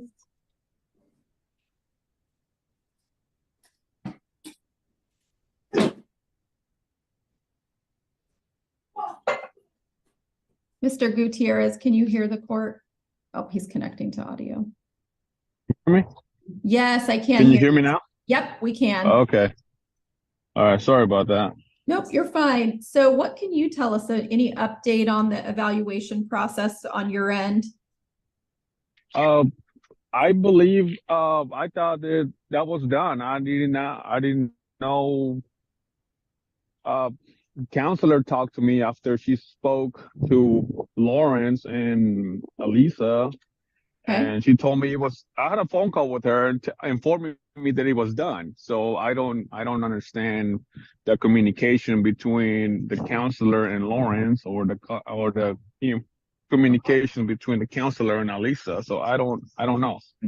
Well, here's my thought, because we do need that input and it does impact your case. So I would implore you, a lot of times people tell me, oh, I expect the counselor will reach out to the GAL. And I always say, since this is your life and your case, I recommend you reach out to your counselor and make sure that they're getting what they need to the GAL. Okay. So my thought is we do a short set over, especially since we don't have Ms. Gutierrez here today. For unknown reasons, I will note that she has appeared at every other date. So I don't know what happened in this specific instance. So I'm not going to take action today. Let's do a short set over. And Mr. Gutierrez, if you can get a hold of your counselor and just make sure they're in touch with Mr. Lawrence, that will be really helpful for us moving forward. Can I ask Mr. Well, I guess I can do it. I don't have to do it on here. I don't know what he wants from the counselor, but okay. Yeah, why don't you reach out to Mr. Lawrence? He can certainly clarify that for you. He has no problem doing that. Your Honor, all I need is a copy of the evaluation. Is that helpful to you, Mr. Gutierrez? Yeah. Okay. How much time do the parties want to do that? And I think one or both of you, if you could reach out to Ms. Gutierrez with this date, that would be helpful too, so that we can move forward. I can do that, Your Honor. Okay. I mean, I could set this over just 1 week to December 20th. It's so painful. It's all they do is fucking push shit out and schedule stuff. I hate that type of court, to be honest. Never a decision made, always a time to do it again. It's like, also, Keith Lawrence is a GAL, but he is not an attorney, never has been. He was a probation officer, I believe, in this county before he became a guardian ad litem, and his wife works with him as well. They own a company that they do these guardian ad litem services for a fee, obviously. But in general, that fee is paid to attorneys because that's what we tend to be used to. But It's not required that guardian ad litems are attorneys. And in this case, I looked into it before because I was a little bit like, after watching some of these reports and cases from them, I was like, what kind of fucking attorney is this? In my opinion, allegedly. And I looked into it and realized that he is not indeed even an attorney, which is, again, not illegal or not allowed, but is just interesting because for the most part, when we see a guardian ad litem appointment, they get paid quite a bit of money. We've talked about that before, sometimes thousands upon thousands of dollars to do reports like that. And then, and they tend to be attorneys because they have, experience with the system. Yeah, I'm not sure if Ann Height is even an attorney. This whole county, honestly, when I looked into it, I was like a little bit sus about it. I think the evaluation's been done. Or we could go out 2 weeks to December 27th if folks are available. Again, like I said to the prior case, I know that week between Christmas and New Year's is a tricky one for folks. I should be available. Mr. Lawrence, what's your holiday availability? I'm available, Your Honor. I don't know what Elisa's schedule is or how involved it may be to get the report, but why don't we try for next week? Okay. Let's try for December 20th. So Mr. Gutierrez, if you could reach out today to the counselor and just let them know Mr. Lawrence is needing that report, we might be able to move forward on the 20th. Okay. Okay. So we'll just set this review over 1 week to December 20th at 9 a.m. Thank you, Your Honor. Okay. Thank you all. And then that takes us to your other review case, I believe, Utter and Young. And I think Utter or Butter and Young. I'm loving the names. Also, yeah, Courtney, his green screen background is a little old-fashioned for sure.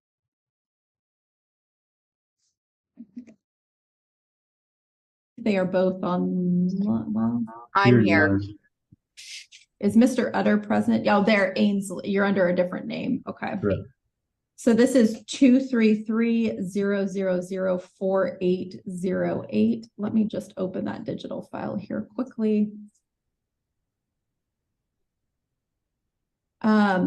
So when we were together last on November 15th,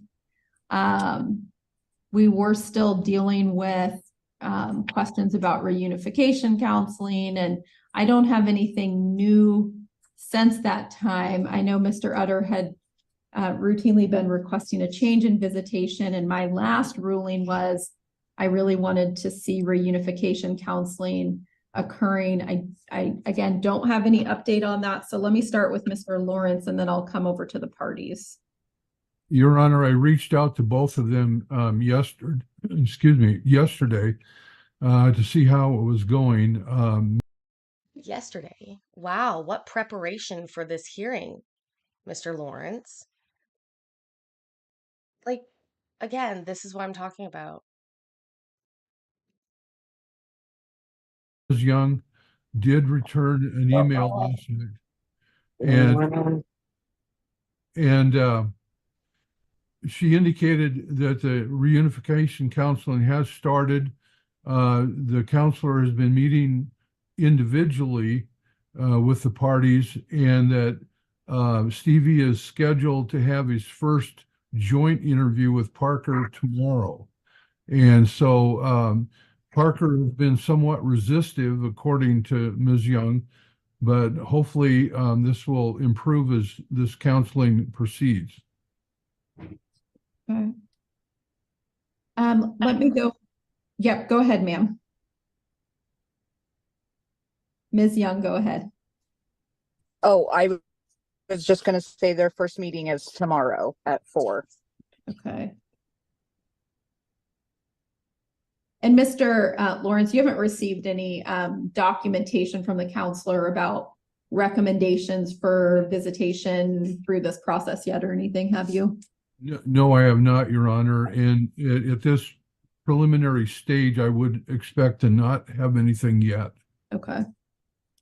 Mr. Utter, any updates you want to give the court? No, that's really exciting news. I'm really grateful for that.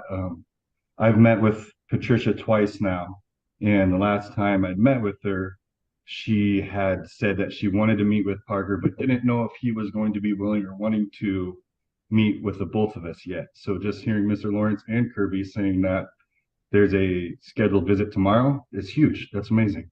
Okay. Thank you. And you've been able to. But is that the first time you're hearing about it? And you're supposed to be there tomorrow? What? With the counselor, correct? Correct, twice. Tomorrow will be my third visit. So it was scheduled for my third visit regardless if Parker wanted to or not. So this, like I said, this is just, I'm out of my skin. This is great. Okay, great. That's really good news. My thought that I'm not going to take any action today until we get a little further along in this process and I have some input from the counselor to Mr. Lawrence and then Mr. Lawrence to the court. But Mr. Utter, I don't want you to get discouraged. This is just step by step. This is not any decision about what your entire future looks like. You guys are finally on the right track, I think. So just keep doing what you're doing. I understand that, Your Honor. Can I ask about holidays though? I know, you just said we can't do anything different now, but being as I was able to have him last Christmas, That's was not hoping. correct.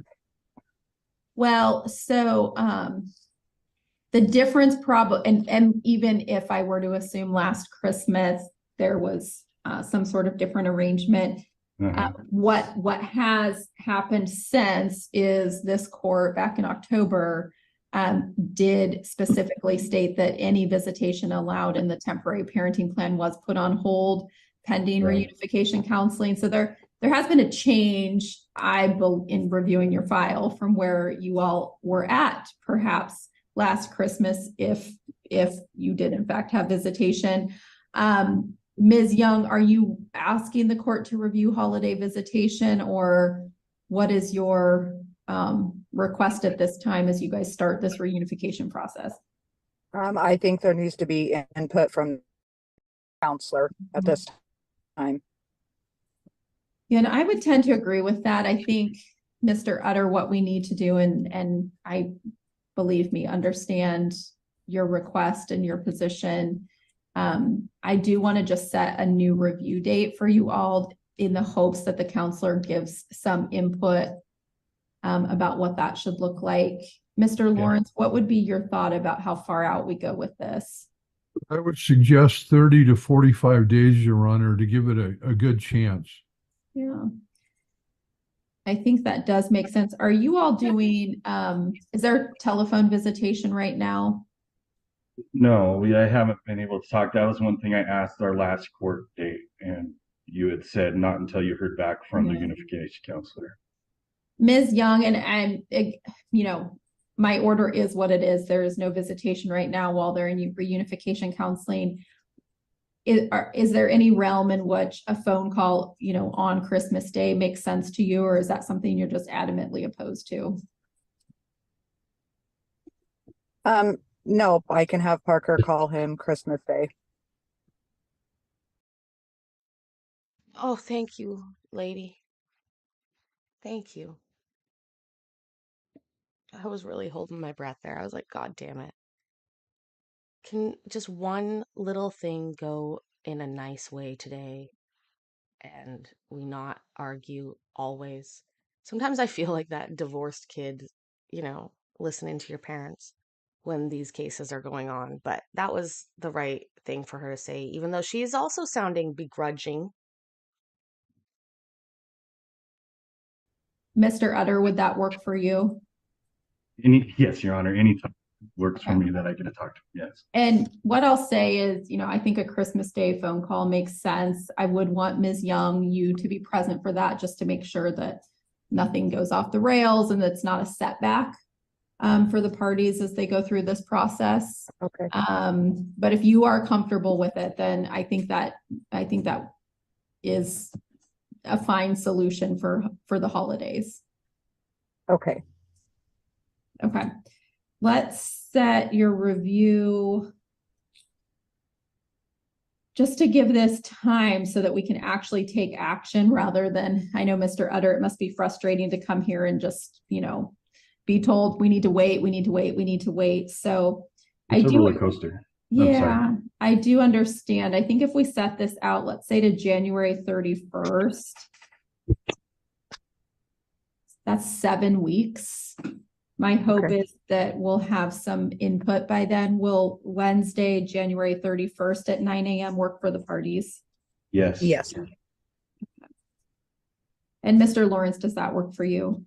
Yes. Okay. Does either party, are you requesting that I issue an order allowing the Christmas Day phone call, or do you think the two of you are fine with my oral ruling on that and can make that happen? I think we can make that happen. Okay. Agreed. Okay. Ms. Young, I appreciate your willingness on that.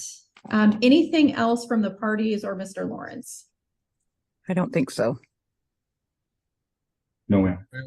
I have nothing, Your Honor. Okay. All right. Well, thank you all. We will see you back January 31 at 9 a.m. Thank you. Perfect. Thank you. All right. Best of luck. And then that does take me, I believe, to my last case on the docket. I have Mr. Denlocker and I have Ms. Is it LaCour? Yes. Okay. So I did review this file previously, and is that a giant pile of laundry behind her? That's not a green screen anybody would pick. Hold on. Just watch this. And again, as a person with giant piles of laundry, right? Like, I recognize what I know. I'm not saying I wouldn't have giant piles of laundry. I'm just like, you can craft one area that looks fucking fine for Zoom court. I don't get it. Remember that lady we saw that did all her housework while we watched on court? Remember that? Drying all the dishes and all the things. Oh my God.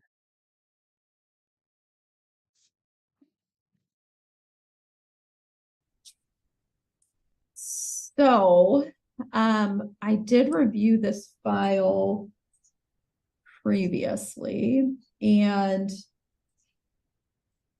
we've got a lot going on here, and we have a lot that is scheduled for future days. So I know you both are unrepresented, so I'm first just going to tell you what is properly before the court today and what is set for future dates. So today, what has been set on, I know that, and let me just see, I'm not sure if Mr. Denlocker is with us. Like, at all, Your Honor? That would be very sad for us.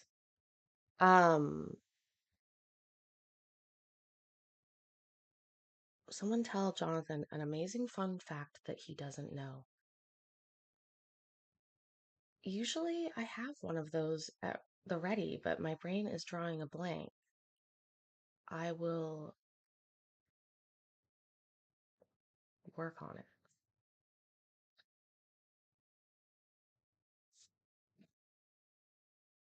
Mr. Denlocker on the iPad, are you with us?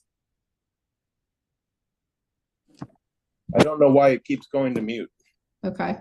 Sorry about that. Oh, you're here. I don't know why you keep tilting the fucking iPad up to the screen. What are you even watching if it's up like that? If it's literally looking at the ceiling, what is he looking at?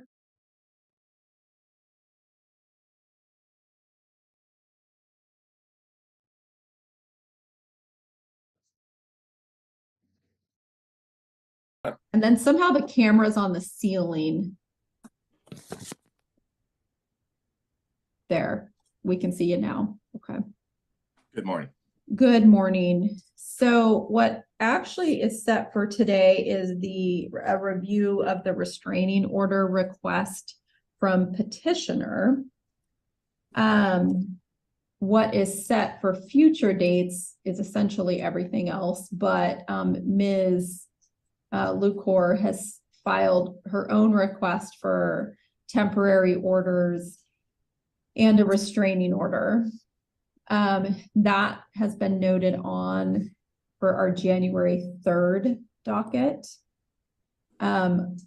Denlocker, I see that you have also filed proposed parenting plans, or a proposed parenting plan, but I don't see that you actually noted those on for any specific date.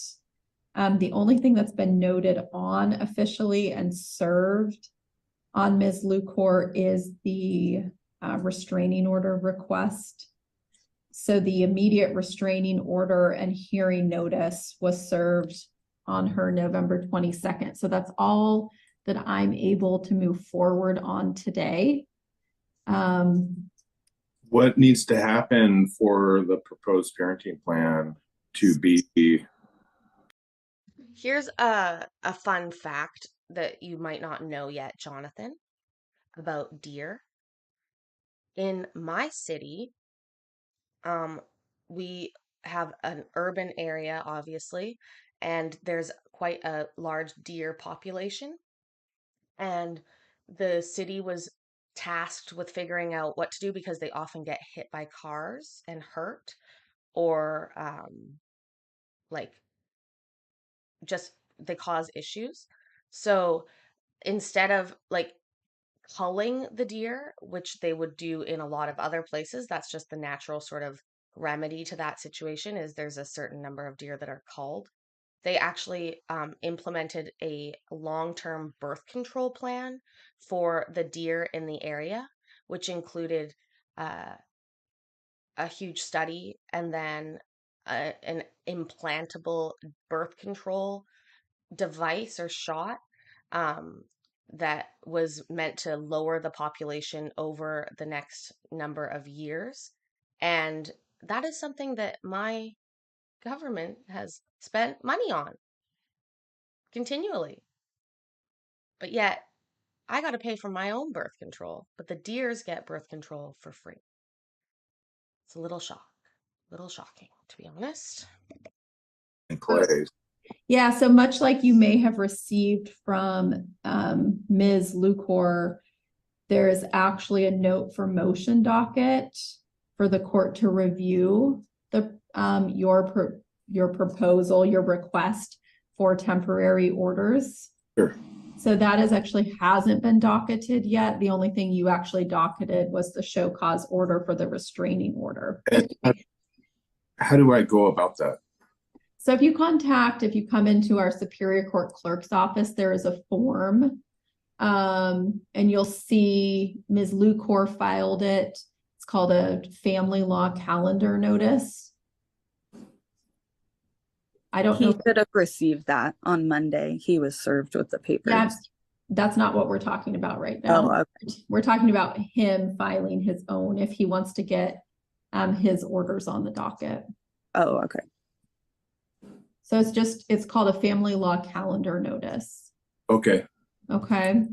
So Ms. Lucor, what I won't be doing today is reviewing your temporary orders or his temporary orders or your request for the restraining order. The only thing in front of me today is his request for a restraining order. So I'm just going to start with that. Mr. Denlocker, are you requesting that this court keep a restraining order in place for Ms. Lucor from contact with the minor child? Yes, Your Honor. And I do have a question. Well, just a second. I'll get there in a second. I received the original request for the restraining order. Ms. Lucor, I have received your response to it. But just today I received a bench copy of a declaration of Ryan Denlocker in support of the restraining order. It includes text messages, or I don't know if these are social media messages or text messages. Email. Oh, email from an Ellen Jordan. And then it also includes some Lexington Elementary School attendance records. And then it also includes Mr. Denlocker's, it looks like UAs. Ms. Lucor, have you received this information? No. Mr. Denlocker, did you serve this information on her? I did. I've gone through Heather's paperwork that she served me with at 10 o'clock night before last. In the paperwork, she checked the box that she could be served via email. I emailed her those papers last night. I don't know how else to reach her because she's not often home. So I guess let's start with this. Well, service, whether it's in person or by email, 24 hours before a hearing or less would not be sufficient for me to consider the evidence. But Ms. Lucor, are you in agreement to receive service in this case via email? I would prefer it be in person just so that I could confirm that I had it. I can look it over on my email. I didn't get any alerts saying that I had an email from him, but it very well, he never emails me, so it very well could have went to a different folder or something. I'm not 100% sure. So I would prefer to have it in person though.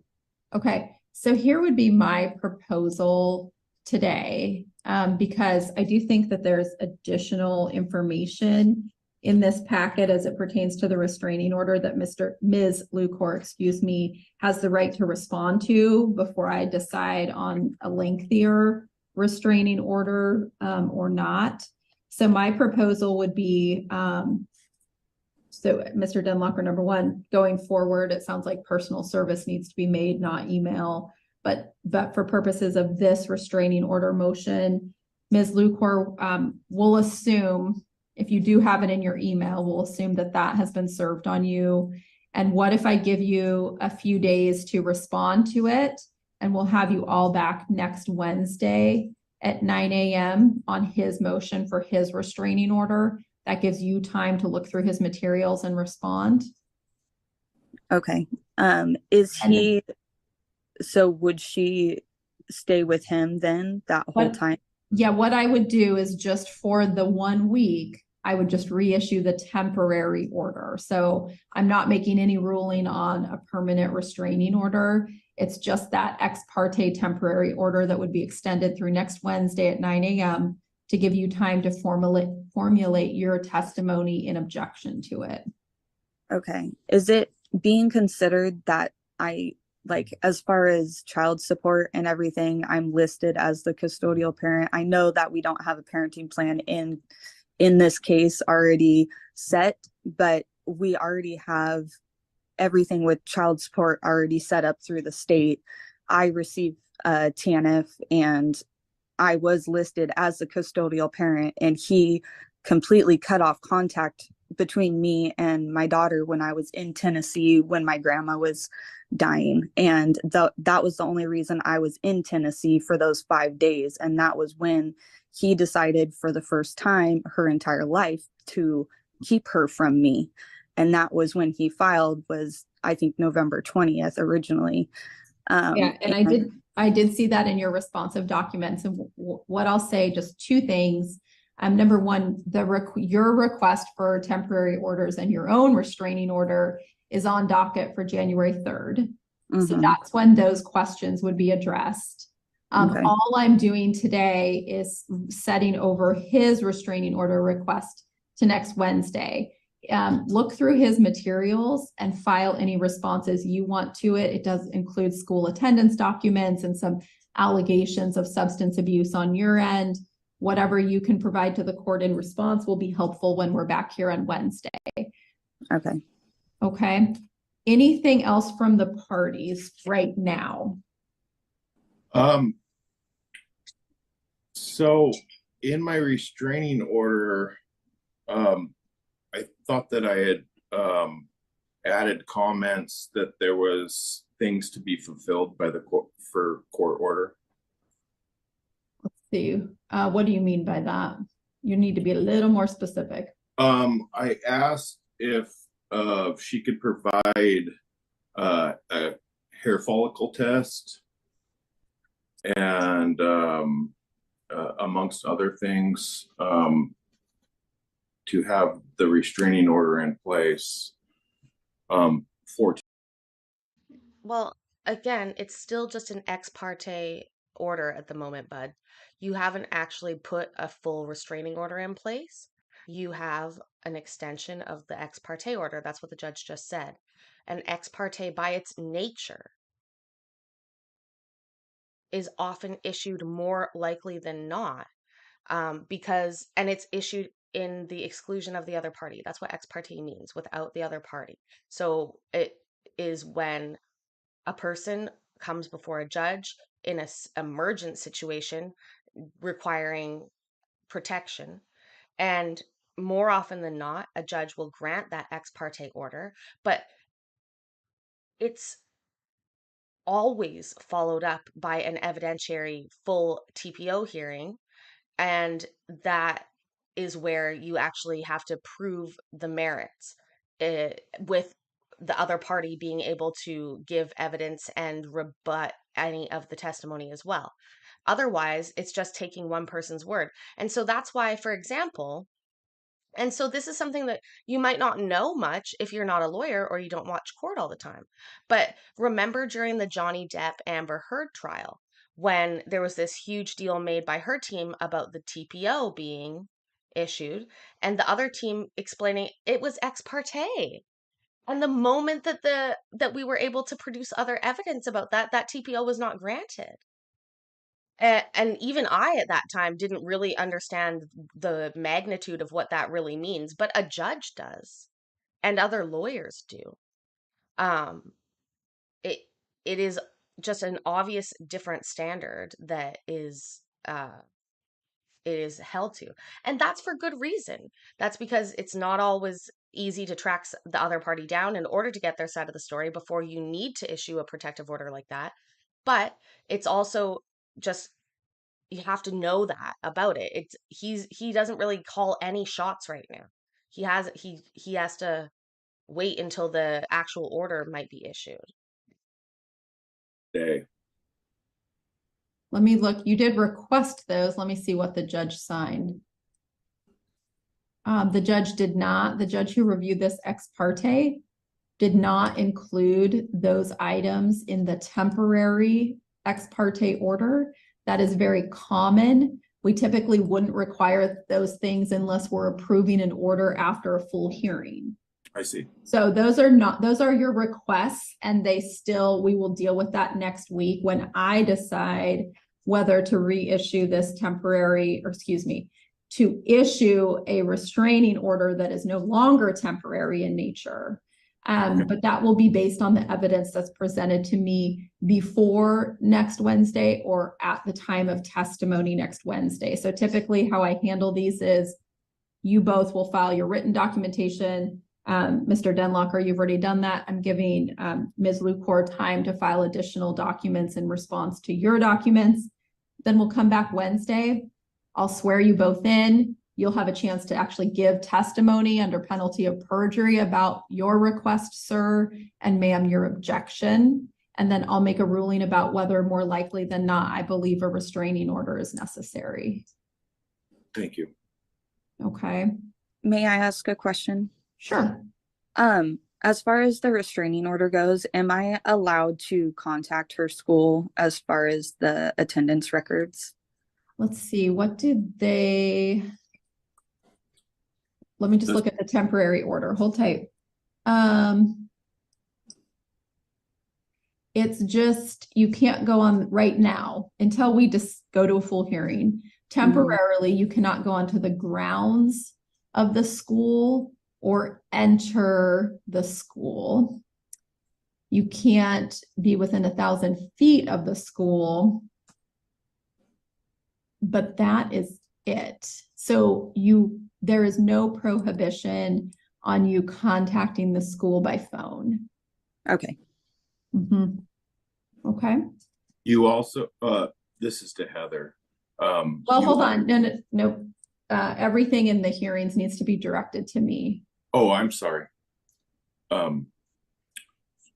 Your Honor, she will see in the paperwork that I sent her,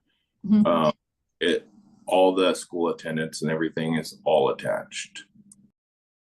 It's so cute, right? He just doesn't understand. Like, even if you have submitted evidence, the other side is going to collect their own evidence in hopes to prove that yours is wrong.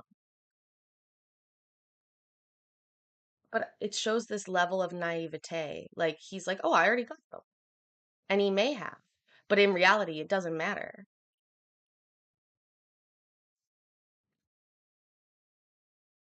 Yeah. So, that I did receive those documents. So the attendance records, ma'am, are in there. So you can look through those, but there's nothing that precludes you from calling to clarify. Sure. Okay. Well, thank you. And also, if I do set up a drug test or hair follicle test prior to next Wednesday, all of that is put into consideration when it comes to the restraining order. It just won't be looked at until Wednesday. Correct. Just make sure it's submitted to the court and served on Mr. Denlocker. Okay. Okay. Okay. Well, thank you both. We'll see you back Wednesday, just next Wednesday. What is that, December 20th?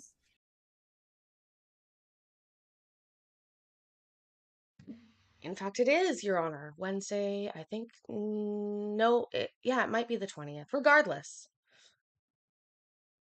I'll write it on my non-existent calendar for me to remember to look up. Who knows? Oh, Jonathan, you're so sweet. Thank you so much.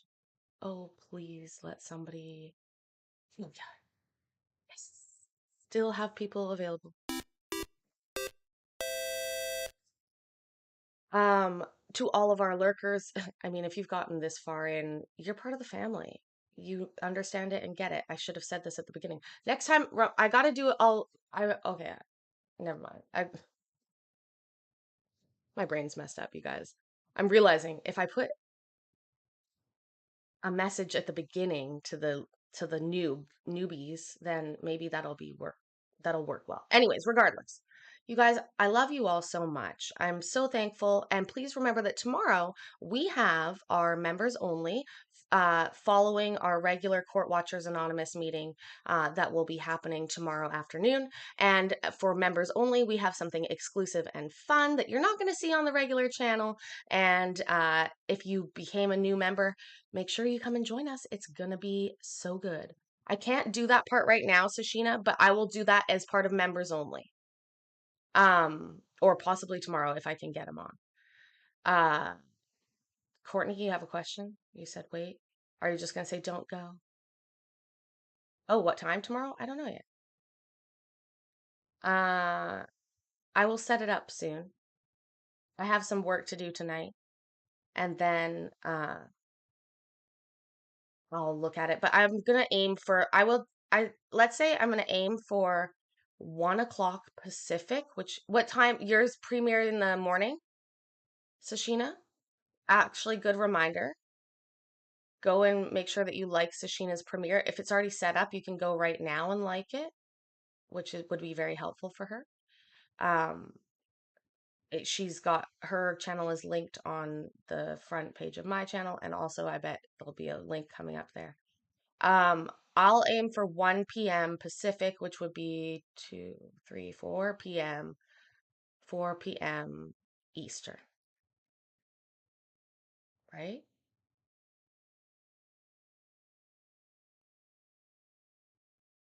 One Pacific is 4 East, right? I'm pretty sure. Anyways, you'll see. The time, we'll figure it out. We'll figure it out. It's 5 East? No. 234. 234. My God, my brain's like not working. Anyways, you guys, I so appreciate each and every one of you. Please make sure that you've clocked in for your shift. You've hit the like button. It's so super duper helpful. Also, if you find any funny parts in any videos that you're rewatching, just like Cellulite Yoga Pants does, go ahead and leave a timestamp for me. I love it. I go check them all out always, and I think it's funny. So, anyways, I am gonna say, remember that I love you, I am proud of you, and I will see you tomorrow. Weiss! Bye.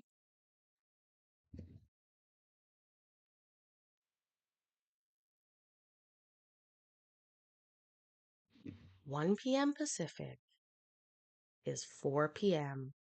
East. We're going with that.